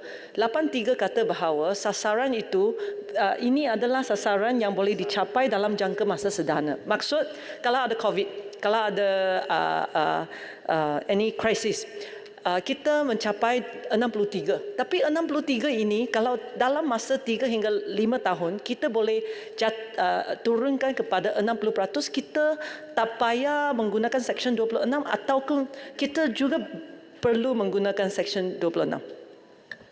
Apa yang saya faham daripada pandangan Puchong begini, katalah apabila tiba COVID baru ni 2020, 2021, 2022. Kita telah meletakkan 55% kepada paras siling hutang. Kemudian kita naikkan 2 kali, 60%, kemudian 65%. Oleh itu, kita memerlukan masa untuk kembali kepada 60%. Bilakah penyimpangan sementara itu berlaku? Ia berlaku apabila keadaan luar jangka sebagaimana saya sebut tidak dapat diramal, memberi risiko signifikan pada kehidupan manusia, ekonomi, kedudukan fiskal.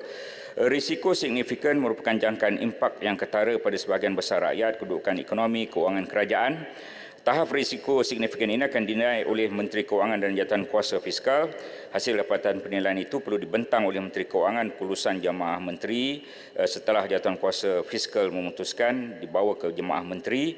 Lepas Jemaah Menteri memutuskan, dibawa ke sini untuk diluluskan dan dibentang kepada Dewan Rakyat. Faham. Ini. Tapi Menteri tak faham jawab soalan saya. Soalan saya, sekarang kalau kita telah pun turun ke 58%, saya sebagai contoh 58%. Lepas itu ada perkara yang berlaku. Kita perlu tingkatkan ataupun GDP turun sebab dia adalah nisbah, denominator. Kalau pada masa itu 62%, tapi kita yakin dalam masa 3 hingga 5 tahun kita boleh turunkan ke kurang daripada 60%, adakah Seksyen 26 akan dilaksanakan ataupun tak payah? Sebab kita tahu pada jangka masa sederhana kita boleh turunkan balik ke 60. Ini soalan saya. Bukan sekarang, tapi pada masa depan. Kalau dia tidak memberi kesan pada yang seterusnya pada sasaran dan kita yakin tentang perkara itu, maka apa yang kita perlu lakukan ialah kita tak payah kita tidak perlu mengubah ya. Jadi itu. Lepas ni kita bincanglah. Yang Berhormat Menteri. Yang Berhormat Menteri. Ya, sila. Dua soalan ringkas dan pendek. Sebenarnya dia berpokokkan Timur. Ya, Ringkaskan soalan, masa sudah tamat. Apa yang Pucung bawa.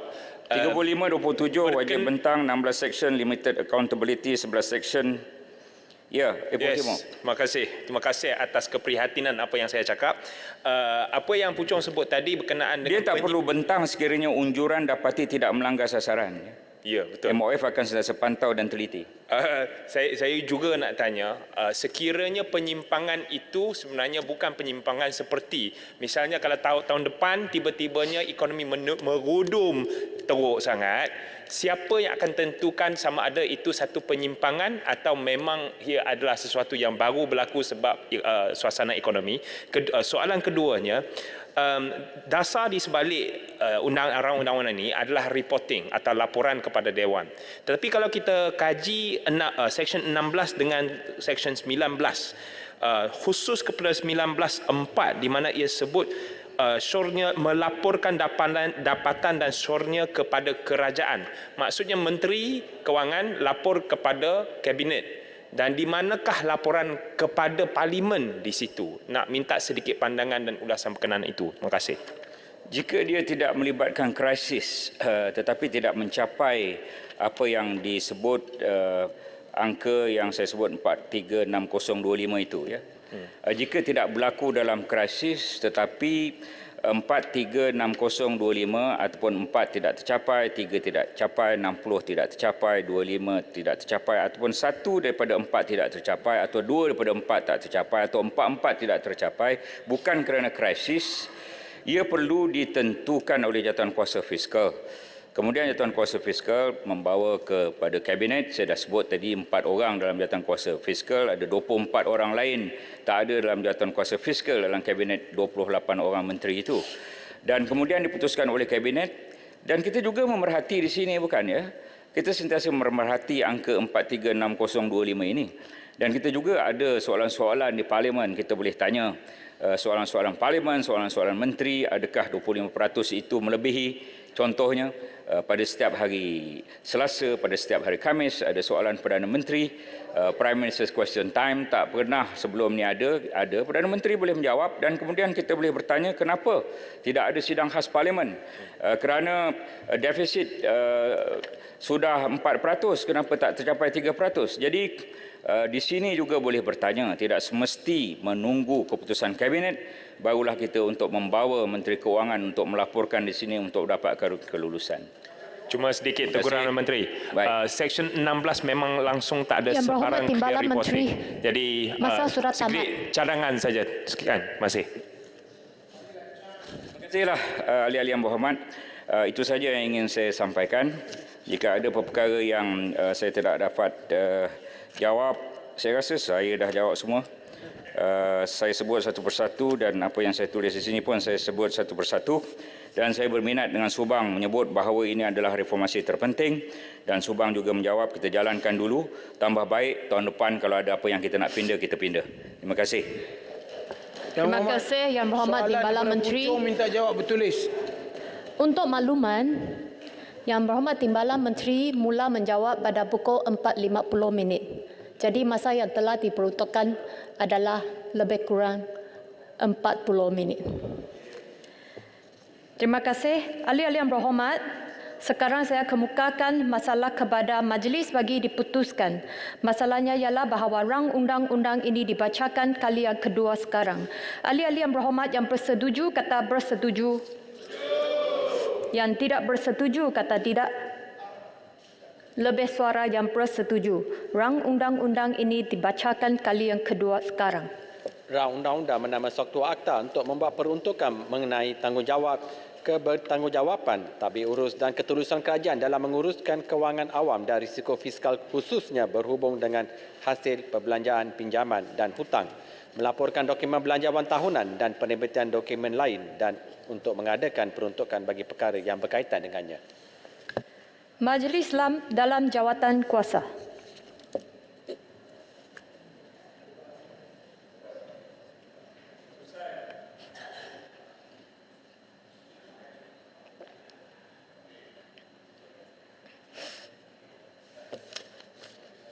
Fasal-fasal 1 hingga 38.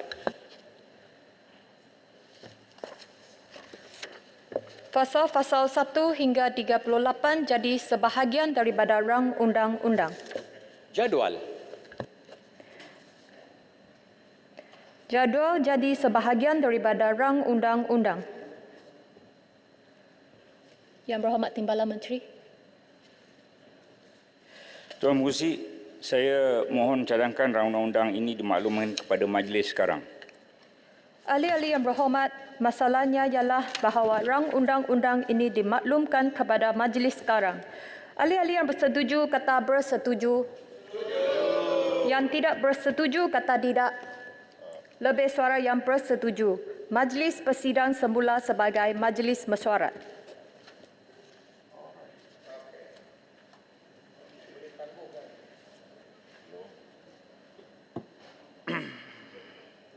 Ya, Datuk. Yang Dipertua. Ya, Yang Dipertua, saya mohon maklumkan bahawa rang undang-undang bernama Satu Akta untuk membuat peruntukan mengenai tanggungjawab, kebertanggungjawaban, tadbir urus dan ketulusan kerajaan dalam menguruskan keuangan awam dan risiko fiskal, khususnya berhubung dengan hasil perbelanjaan, pinjaman dan hutang, melaporkan dokumen belanjawan tahunan dan penerbitan dokumen lain dan untuk mengadakan perkara lain yang berkaitan dengannya telah ditimbangkan dalam jawatan kuasa dan telah dipersetujukan tanpa pindaan. Saya mohon mencadangkan iaitu rang undang-undang ini dibacakan kali yang ketiga dan diluluskan sekarang. Ada sesiapa yang menyokong? Saya, Puan Speaker. Masalahnya ialah bahawa rang undang-undang dibacakan kali yang ketiga dan diluluskan sekarang. Ahli-ahli yang bersetuju kata bersetuju. Yang tidak bersetuju kata tidak. Lebih suara yang bersetuju. Rang undang-undang ini dibacakan kali yang ketiga sekarang. Rang undang-undang bernama Sewaktu Akta untuk membuat peruntukan mengenai tanggungjawab, kebertanggungjawapan, tadbir urus dan ketulusan kerajaan dalam menguruskan kewangan awam dan risiko fiskal khususnya berhubung dengan hasil perbelanjaan, pinjaman dan hutang, melaporkan dokumen belanjawan tahunan dan penerbitan dokumen lain dan untuk mengadakan peruntukan bagi perkara lain yang berkaitan dengannya. DR 32 2023, Rang Undang-Undang Lembaga Hasil Dalam Negeri Pindahan 2023, bacaan kali yang kedua. Yang Dipertua, saya mohon mencadangkan Satu Akta untuk meminda Akta Lembaga Hasil Dalam Negeri Malaysia 1995 dibacakan kali kedua sekarang. Untuk makluman ahli yang berhormat, Lembaga Hasil Dalam Negeri Malaysia ialah sebuah badan berkanun yang diberi kuasa di bawah Akta Lembaga Hasil Dalam Negeri Malaysia 1995 atau Akta 533 berkuat kuasa 1 Mac 1996.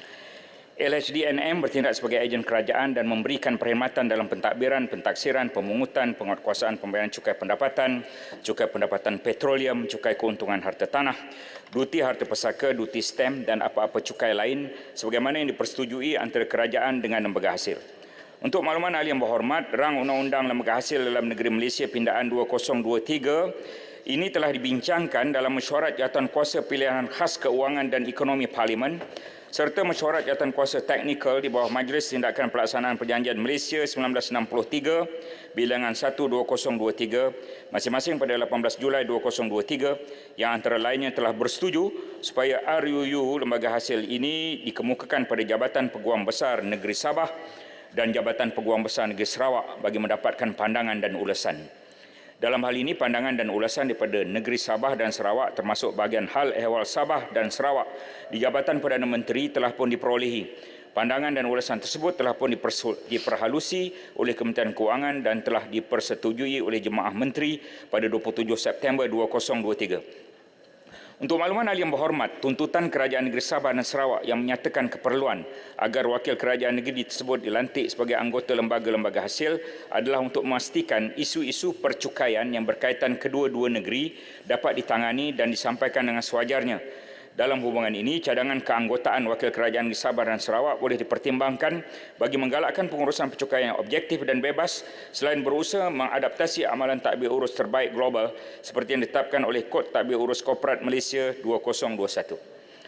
Yang dipertua, untuk mencapai sasaran kutipan hasil cukai langsung kasar yang telah ditetapkan oleh Kementerian Kewangan, lembaga hasil memerlukan penggunaan sumber yang paling optimum bagi memastikan keperluan tersebut dipenuhi. Oleh demikian, lembaga hasil hendaklah sentiasa memastikan kedudukan kewangan yang kekal berada pada kedudukan lebihan atau surplus pada setiap tahun demi menjamin kemampanan lembaga hasil dalam jangka masa panjang. Saya mohon untuk menghuraikan setiap pasal dalam rang undang-undang ini. Rang undang-undang ini mempunyai 5 pasal. Pasal 1 mengandungi tajuk ringkas dan peruntukan mengenai pemulaan kuat kuasa akta.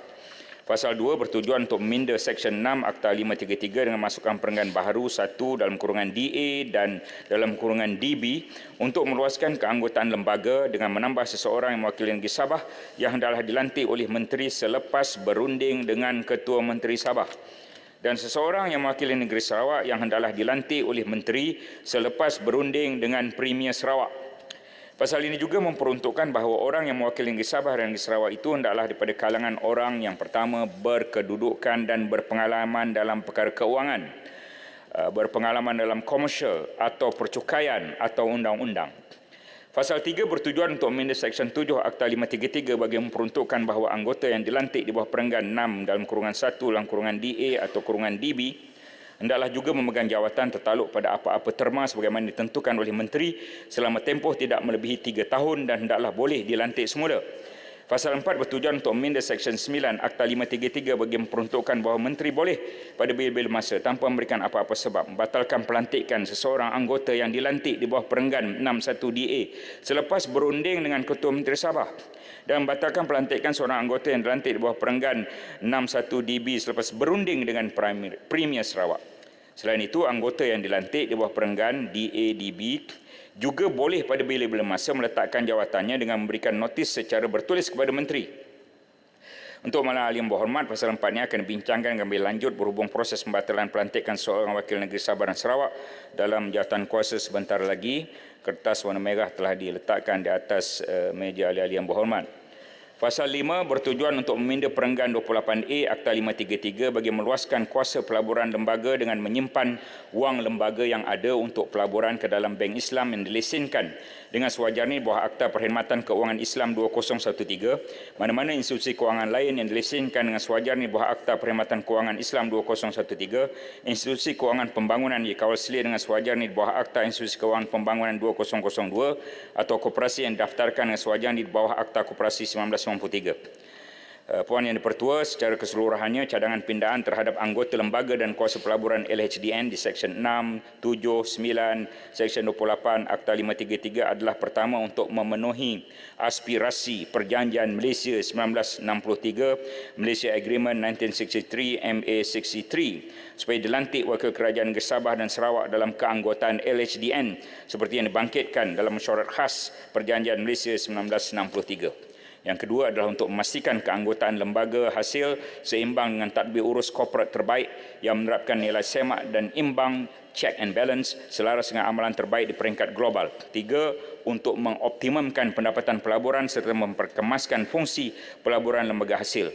4. Untuk memberikan lembaga hasil lebih banyak alternatif bagi peletakan pelaburannya terutama dalam pelaburan yang patuh syariah. 5. Untuk mendapatkan kadar pulangan pelaburan yang lebih menguntungkan dan kompetitif. 6.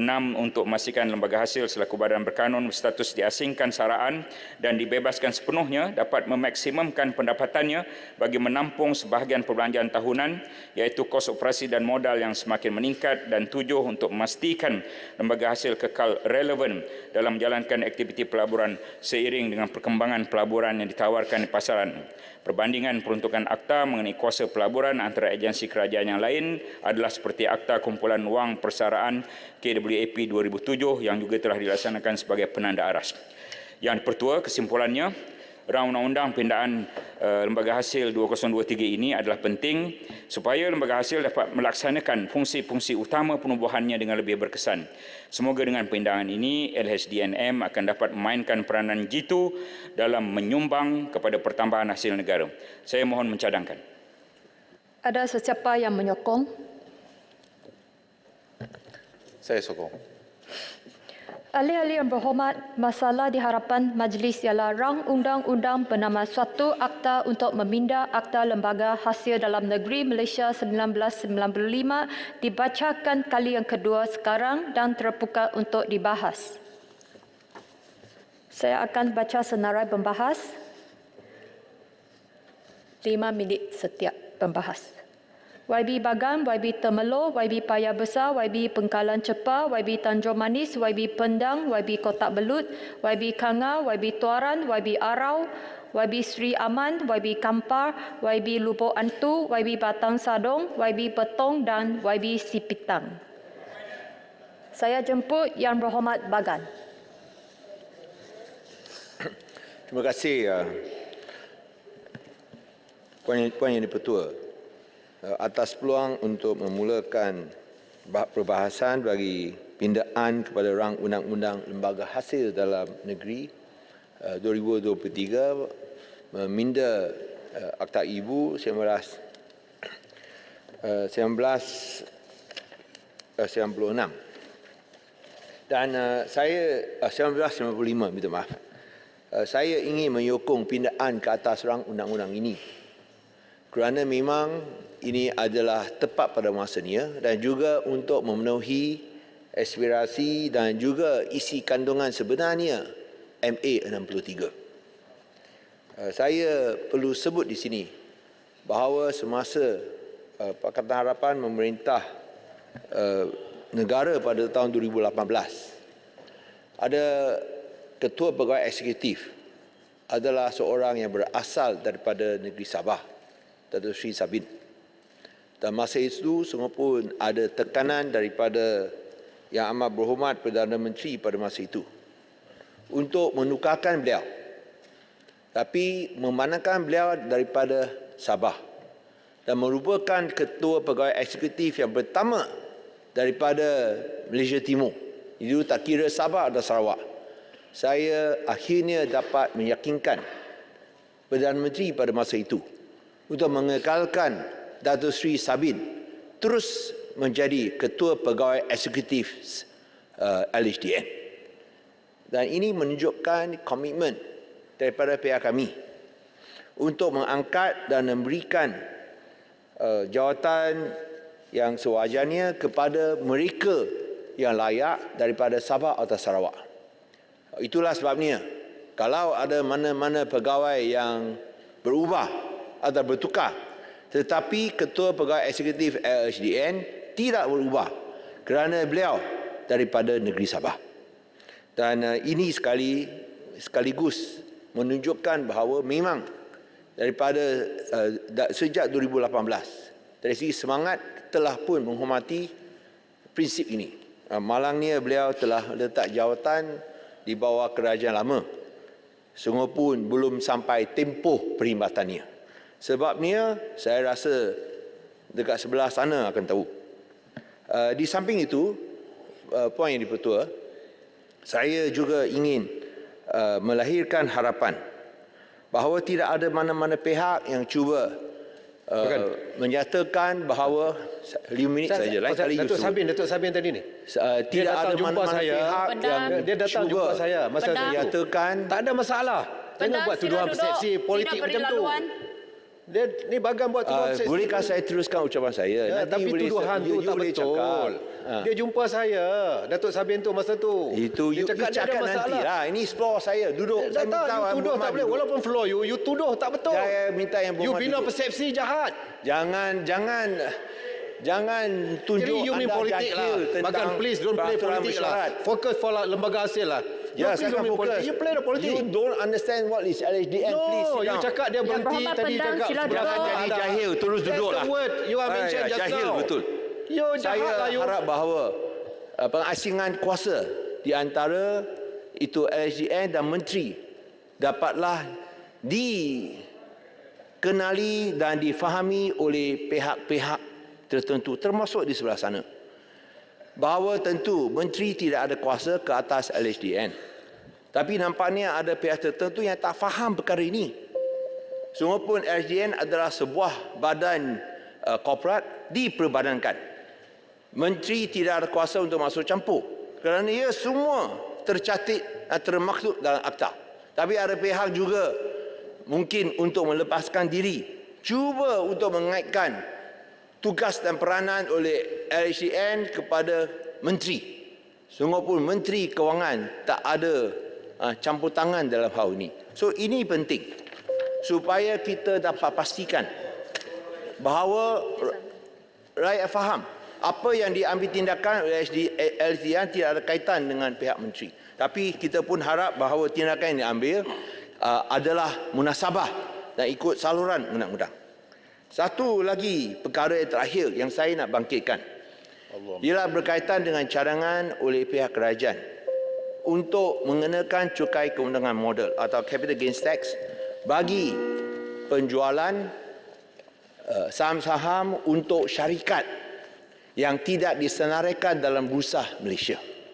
Saya harap bahawa perkara ini dapat dipertimbangkan semula kerana untuk masa ini memperkenalkan cukai keuntungan modal atau capital gains tax bagi saham-saham atau syarikat yang tidak disenaraikan dalam Bursa Malaysia adalah saya rasa tidak wajar kerana dalam keadaan ekonomi yang tidak menentu, khususnya apabila kita menghadapi peperangan bukan sahaja Ukraine tapi dekat Timur Tengah. Ini akan menjadikan keadaan ekonomi global tidak menentu dan pada masa yang sama akan menjejaskan pasaran equity. So kita harap bahawa pasaran equity akan terjejas sekiranya cukai keuntungan modal untuk syarikat-syarikat yang tidak disenaraikan dalam Bursa Malaysia dan penjualan. Saya tahu hanya keuntungan atas penjualan. Saya harap perkara ini ditimbang semula. Kalaupun nak dilaksanakan, mungkin lewatkan selepas itu ekonomi lebih mampan dan lebih stabil lagi. So itu yang saya nak sampaikan, Datuk Yang Dipertua, dan saya harap bahawa rang undang-undang ini akan dapat sokongan daripada semua pihak. Kerana memang kita nak memartabatkan peranan yang dimainkan oleh Sabah dan Sarawak dan Kerajaan Perpaduan telah menunjukkan komitmen mereka ke atas MA63 dan Sabah dan Sarawak. Sekian, terima kasih. Terima kasih Yang Berhormat Bagan. Berikutnya dipersilakan Yang Berhormat Temeloh. Assalamualaikum warahmatullahi wabarakatuh dan salam sejahtera. Terima kasih kepada Timbalan Yang Dipertua. Saya fokus kepada pindaan LHDN. LHDN ataupun Lembaga Hasil Dalam Negara, badan berkanun yang diberi mandat oleh kerajaan, bertanggungjawab untuk bertindak sebagai ejen untuk kerajaan dan dikehendaki menyediakan beberapa perkhidmatan, termasuklah pentadbiran, penilaian, penguatkuasaan dan pengutipan pembayaran cukai. Dalam fasa 2, meminda Seksyen 6 Akta 533 untuk meluaskan keanggotaan lembaga dengan menambah seorang yang mewakili Sabah dengan perundingan dan persetujuan Ketua Menteri Sabah serta seorang daripada Sarawak dengan berunding dan dipersetujui oleh Premier Sarawak.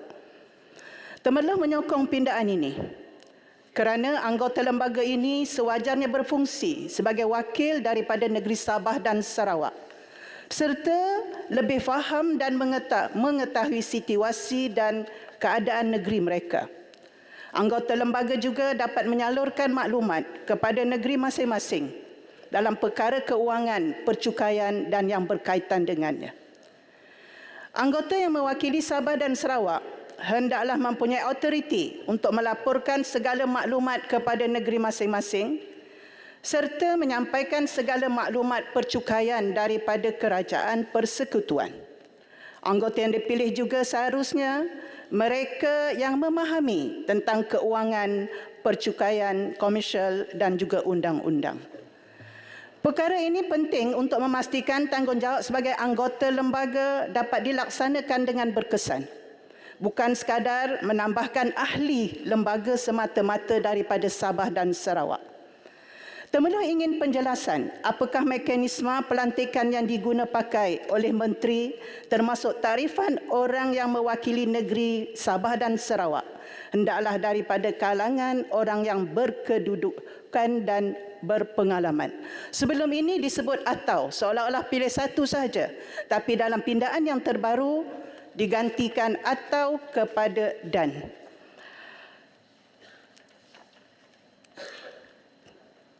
Adakah pindaan ini juga membolehkan Sabah dan Sarawak menuntut geran khas bersesuaian berdasarkan hak-hak dan undang-undang yang termaktub di bawah perkara 112-D Perlembagaan Persekutuan? Fasa 2, anggota yang dilantik hendaklah memegang jawatan selama tidak melebihi 3 tahun dan boleh dilantik semula. Temeloh memohon penjelasan pada fasa 3 diperincikan lagi. Apakah signifikan dan implikasi tempoh 3 tahun yang diletakkan sebagai tempoh memegang jawatan ini?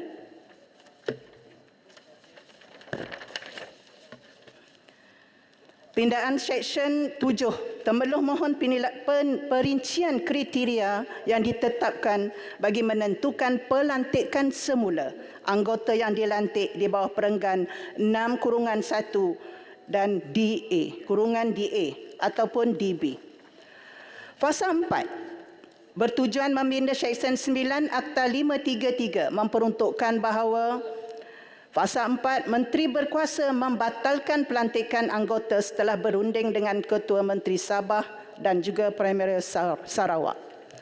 Temeloh berpandangan sewajarnya pembatalan yang dilakukan mestilah berdasarkan kepada kriteria yang dipenuhi supaya tindakan di atas adalah adil dan telus. Menteri mestilah juga melaksanakan semak dan imbang dalam membatalkan pelantikan anggota. Dalam pindaan 28A, Fasa 5 bertujuan meluaskan kuasa pelaburan lembaga dengan menyimpan wang untuk pelaburan ke dalam Bank Islam dan juga mana-mana institusi kewangan lain di bawah Akta Perkhidmatan Kewangan Islam 2013. Apakah jenis dan bentuk-bentuk pelaburan yang disediakan yang dapat memberi keuntungan pelaburan yang menarik dan dijamin serta patuh syariah? Sekian, terima kasih. Terima kasih Yang Berhormat Temeloh. Berikutnya dipersilakan Yang Berhormat Paya Besar. Terima kasih Tuan Yang Bertua. Paya Besar mengambil kesempatan ini mengucapkan jutaan terima kasih kepada Kementerian Kewangan Yang Berhormat Timbalan Menteri kerana telah hadir ke Jawatankuasa Pilihan Khas Kewangan dan Ekonomi. Kerana apa inilah Tuan Yang Bertua melihatkan keterbukaan pihak kerajaan mendengar pandangan ahli-ahli yang berhormat dan kemudiannya semasa bacaan kedua telah dipulangkan ke Jawatankuasa Pilihan Khas dan alhamdulillah Jawatankuasa Pilihan Khas dah menjemput Kota Belud, Temeloh, Dungun, Pasir Gudang beserta 9 ahli jawatankuasa pilihan khas. Dan saya lihat ini semua Tuan Pertua keterbukaan yang rakyat ingin mahu lihatkan di mana semak dan imbang itu berlaku. Tahniah dan syabas saya ucapkan dan saya dengar tadi dalam bacaan kedua juga ada pindaan di atas meja ahli-ahli yang berhormat ada kertas warna merah bermakna akan ada pindaan dalam jawatankuasa. Saya harap sikap sebegini Tuan Pertua harus diteruskan oleh mana-mana kementerian. Zaman kita tahu semua bukanlah bererti sudah perlu diteruskan, ia sudah berakhir dan perlu semak dan imbang jelas. Ada beberapa perkara Tuan Yang Pertua yang ingin saya bagi penumpuan dalam pindaan kali ini. Yang pertamanya saya harapkan sangat dengan pindaan LHDN kali ini dalam bajet yang akan diumumkan pada hari Jumaat nanti kita dapat memberi keyakinan bagaimana kutipan hasil mesti pertumbuhannya hampir sama dan seimbang dengan pertumbuhan ekonomi. Tuan Yang Dipertua, tahun 2022 pertumbuhan ekonomi kita berada pada paras 8% dan separuh tahun 2023 berada pada kadar 4.7%. Tetapi yang ironiknya adalah kenapa pertumbuhan kutipan hasil, kalau kita lihat pada tahun 2022 5.9%, 2021 15.1%, dan tahun 2022 pada 16.4%, hanya kenaikan hanya 1.3%. Ini yang membimbangkan saya, Tuan Yang Dipertua, supaya ada satu kaedah, satu jalan untuk kita membesarkan hasil kutipan hasil, dan terutamanya kita mesti membesarkan asas cukai kecil. Sudah pasti LHDN akan bertindak bebas dan mesti memastikan dan memberi tumpuan, kerana apa, seperti mana yang dilaporkan di surat khabar, hampir hanya 40% sahaja syarikat berdaftar mengemukakan borang perluangan cukai. Ini satu perkara yang harus diberi penekanan supaya kutipan hasil kita berasaskan cukai dapat mengikut purata ASEAN.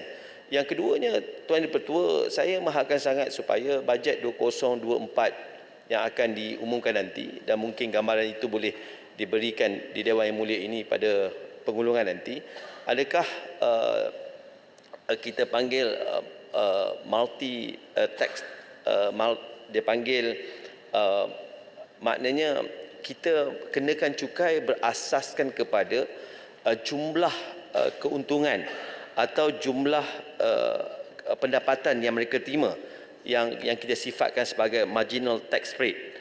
Kalau dia untung sikit dan dia lepas pada banjaran untuk dikenakan cukai, tetapi tidaklah sebesar mereka yang mendapat cukai, mendapat pendapatan 100,000, 200,000 berbanding hanya mereka mendapat pendapatan yang kecil. Jadi saya fikir keadilan ini mesti diberikan supaya marginal tax rate ini mesti kita wujudkan supaya ia memberi kuasa yang lebih besar disposable income kepada masyarakat, supaya ini juga akan membantu dari segi ekonomi. Yang terakhirnya, saya harap sangat supaya Tuan Yang Dipertua, Kementerian Kewangan, insentif cukai yang tidak bersasar ini kita kena kurangkanlah.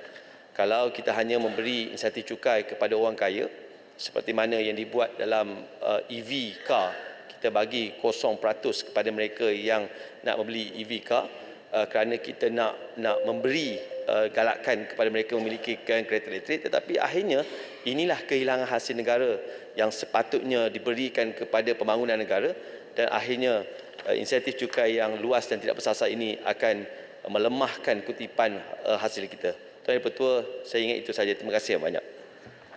Terima kasih Yang Berhormat Paya Besar. Berikutnya persilakan Yang Berhormat Pengkalan Cepa. Bismillahirrahmanirrahim. Terima kasih kepada Datuk Yang Dipertua di atas peluang untuk saya membahaskan undang-undang lembaga hasil dalam negeri pindaan 2023. Terlebih dahulu saya ingin merakamkan ucapan tahniah buat kaki tangan lembaga hasil dalam negeri Malaysia yang selama ini telah menzahirkan semangat federalisme sebagai pentadbir cukai terunggul sejak ianya diperbadankan pada 1 Mac 1996 tanpa mengira sentimen kenegerian. Saya yakin keikhlasan yang dizahirkan mereka dalam melaksanakan tugas hanyalah untuk melihat kekayaan negara ini dapat diagihkan secara adil ke setiap pelosok negeri di Malaysia dan tidak hanya tertumpu kepada negeri-negeri tertentu saja. Izinkan saya untuk membahaskan rancangan undang-undang ini dalam pindaan yang melibatkan Seksyen 6, 7, 9 dan juga 28. Tuan Yang Dipertua, kita sedia maklum bahawa Yang Amat Berhormat Tambun telah dilantik sebagai Perdana Menteri, juga Menteri Kewangan dengan sokongan rakan-rakan gabungan dari Sabah dan Sarawak.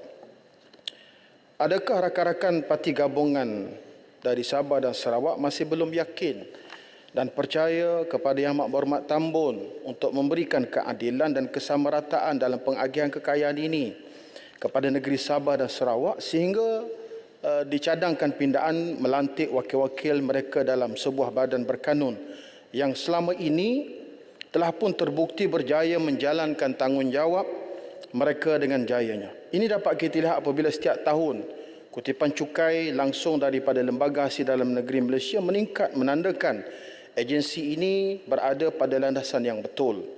Justru saya ingin bertanya apakah relevannya pindaan kepada Seksyen 6DA dan juga Perenggan 6DB yang menyatakan dengan khusus lantikan seseorang mewakili negeri Sabah dan Sarawak oleh menteri hanya boleh dibuat selepas berunding dengan Ketua Menteri Sabah dan juga Premier Sarawak. Adakah ini merupakan membuka pintu kepada campur tangan pihak-pihak tertentu dalam sebuah agensi kerajaan, ataupun ini mungkin barangkali gula-gula, wallahu alam. Sekarang ini pun kalau kita lihat sebagaimana disebutkan oleh Bagan tadi, keanggotaan LHDN telah pun diisi oleh wakil dari Sabah dan juga Sarawak, iaitu Yang Berhormat Datuk Petrus Gimbat dan juga yang berbahagia Datuk Petrus Gimbat, yang berbahagia Datuk Seri Dr. Wan Lizosman bin Wan Omar yang merupakan Setiausaha Kewangan Negeri Sarawak. Saya yakin pelantikan ini adalah berdasarkan merit dan juga kelayakan mereka. Malah kita juga pernah mempunyai ketua pegawai eksekutif yang disebutkan tadi juga daripada negeri Sarawak. Ini menunjukkan selama ini amalan keterbukaan LHDN dalam melantik pengurusan tertinggi mereka adalah berdasarkan kepada merit dan juga semangat, bukan dasar semangat kenegerian ataupun wilayah.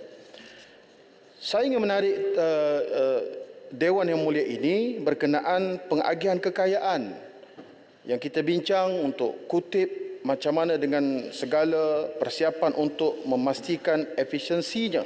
Bagaimana pula dengan pengagihan kekayaan yang sama rata merentasi negeri dan wilayah. Justru saya ingin mencadangkan agar setiap pembayar cukai boleh membuat pilihan untuk membayar cukai pendapatan mereka kepada kerajaan negeri pilihan masing-masing. Cukai pendapatan ini dihadkan kepada 3% dan pendapatan bercukai mereka dan daripada pendapatan bercukai mereka dan kadar 3% ini boleh ditolak dari cukai yang dibayar kepada Lembaga Hasil Dalam Negeri. Sebagai contoh, pembayar cukai yang dikenakan cukai 24% boleh membuat pilihan untuk meremitkan 3% cukai yang dikenakan tersebut kepada kerajaan negeri seperti Kelantan, Terengganu yang telah dinafikan hak royalti petroleum, Sabah dan Sarawak yang masih ketinggalan dalam arus pembangunan, dan juga negeri-negeri lain yang mempunyai sumber yang terhad seperti Perlis dan sebagainya. Baki 21% lagi dibayar kepada LHDN untuk perbelanjaan persekutuan.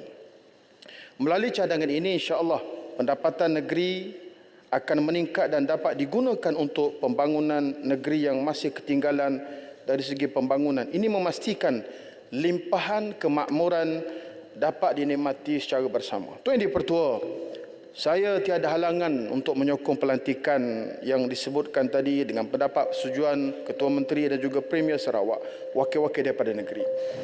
Tetapi apa yang lebih penting ialah tujuannya supaya memastikan jurang kemiskinan, seterusnya menghapuskan kemiskinan di negeri-negeri Sabah dan Sarawak ini lebih berjaya dilaksanakan. Tuan Dipertua, akhirnya saya ingin mengambil peluang ini untuk mengucapkan tahniah dan terima kasih atas cadangan pindaan kepada Seksyen 28, dan semestinya itulah suara dan desakan kami selama ini. Dan rakan-rakan saya menyokong sepenuhnya pindaan ini bagi memastikan produk-produk kewangan Islam mendapat sokongan agensi-agensi kerajaan dan seterusnya dapat memartabatkan Islam di Malaysia. Namun juga harapan saya agar kerajaan, terutamanya Kementerian Kewangan, dapat menambah baik pelaporan hasil cukai dengan mengisytiharkan jumlah hasil kutipan cukai daripada aktiviti-aktiviti ekonomi yang tidak patuh syariah dan hasil cukai yang aktiviti-aktiviti yang patuh syariah, supaya boleh kita dapat tahu perbezaannya. Dan juga apa yang paling penting, Tuan Ketua, saya nak akhiri ialah kutip itu satu perkara yang perlu secara efisien, tetapi yang jauh lebih yang diperlukan bagaimana efisiennya kerajaan dalam mengagihkan kekayaan. Saya ingatkan kepada ayat Al-Quran, wailul lil mutaffifin alladzina idza iktalu 'alan nasi yastawfun wa idza kaluhum aw wazanuhum yukhsirun. Kecelakaan bagi orang yang curang dalam timbangan Apabila dia kutip daripada orang, dia kutip dengan cukup. Tapi apabila diagihkan dengan sengaja mengurangkan agihan tersebut. Saya ingatkan kepada kerajaan supaya agihlah kekayaan negara ini daripada hasil yang dikutip itu secara adil dan telus, terutamanya kepada kita puji yang baik yang nak masukkan Bank Islam dan sebagainya untuk dalam pindahan ini, tetapi yang tak bagusnya bila tak bagi peruntukan kepada ahli parlimen pembangkang ni, itu yang tak bagus.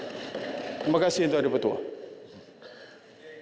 Terima kasih Yang Berhormat Penggalan Cepa. Saya persilakan Yang Berhormat Tanjung Manis. Terima kasih untuk Yang Di-Pertua kerana memberi peluang pada saya untuk turut sama berbahas. Terima kasih kepada Timbalan Menteri Kewangan kerana membentangkan sekali lagi RUU TR 32 2023 ini yang bertujuan untuk meminda Akta Lembaga Hasil Dalam Negeri 1995 ataupun Akta 533. Saya terus merujuk kepada cadangan pindaan pada perenggan 61 DB dengan memasukkan perkataan seseorang yang mewakili negeri Sarawak yang hendaklah dilantik oleh Menteri selepas berunding dengan Premier Sarawak. Saya juga ingin merujuk kepada kenyataan yang dibuat oleh Penggalan Cepa tadi. Sebenarnya bukan soal kepercayaan kepada Yang Berhormat Tambun. Itu adalah hak kami dalam Perlembagaan Malaysia. Dan juga memenuhi MA 63, perjanjian MA 63 dan juga IGC. Dan juga bukannya soal semangat kenegerian. Itu saya ingin nak rujuk. Seperti yang kita sedia maklum, kerajaan negeri saya juga nak betulkan Sarawak, Yang Berhormat, saya sokong tadi, tetapi tujuannya mestilah memastikan program pelantikan tersebut dapat membasmi kemiskinan dan pembangunan di Sabah. Begitulah tujuan dia. Tapi itulah saya katakan tadi, bukannya sebab negeri-negeri, bukan soal negeri. Kerajaan negeri Sarawak sejak MA 63 telah sekian lama memohon supaya keanggotaan lembaga hasil dalam negeri ini melibatkan wakil daripada Sarawak dan juga daripada Sabah. Tapi dengan pembentangan RUU kali ini, alhamdulillah lah, dapatlah wakil daripada Sabah dan Sarawak menjadi anggota dalam lembaga hasil dalam negeri. Datuk Yang Di-Pertua, menurut perenggan 10A Akta Ibu, fungsi lembaga adalah untuk bertindak sebagai ejen kerajaan dan memberi perkhidmatan dalam pentadbiran, pentaksiran, pemungutan cukai dan penguatkuasaan pembayaran cukai pendapatan petroleum, cukai keuntungan harta tanah, duty harta pusaka, duty stamp dan cukai-cukai lain yang dipersetujui antara kerajaan dan lembaga. Jadi apabila kita melihat pada cukai, duty dan sebagainya, dan apabila kita merujuk kepada perkara 112C dan 112D Perlembagaan Malaysia mengenai penyerah hakkan hasil cukai dan duty dan juga pemberian khas kepada kerajaan negeri Sarawak dan Sabah, maka adalah sangat wajar negeri Sarawak dan Sabah mempunyai wakil dalam keanggotaan lembaga hasil dalam negeri supaya kita di Sabah, supaya kita di Sarawak tahu berapa jumlah kutipan hasil cukai dan duty yang terkumpul dan berapakah jumlah yang harus dikembalikan kepada negeri Sarawak dan juga negeri Sabah. Dan untuk negeri Sarawak, pelantikan wakilnya haruslah dirujuk dan dirunding dan dipersetujui oleh Yang Amat Berhormat Premier Sarawak seperti yang dicadangkan untuk dipindah dalam perenggan 6. Datuk Yang Di-Pertua, dalam perenggan 9 akta yang sama, cadangan pindaan dengan memasukkan sub perenggan C yang membawa maksud Menteri boleh membatalkan pelantikan dari Sarawak tetapi setelah berunding dengan Yang Amat Berhormat Premier Sarawak dan lantikan baru mestilah mengikut perenggan 6 yang disebutkan tadi. Apa yang menjadi pokok dalam pindaan perenggan dalam Akta 533 ini ialah setiap pelantikan wakil, pembatalan wakil dan pelantikan baharu wakil dalam lembaga hasil dalam negeri hendaklah setelah berunding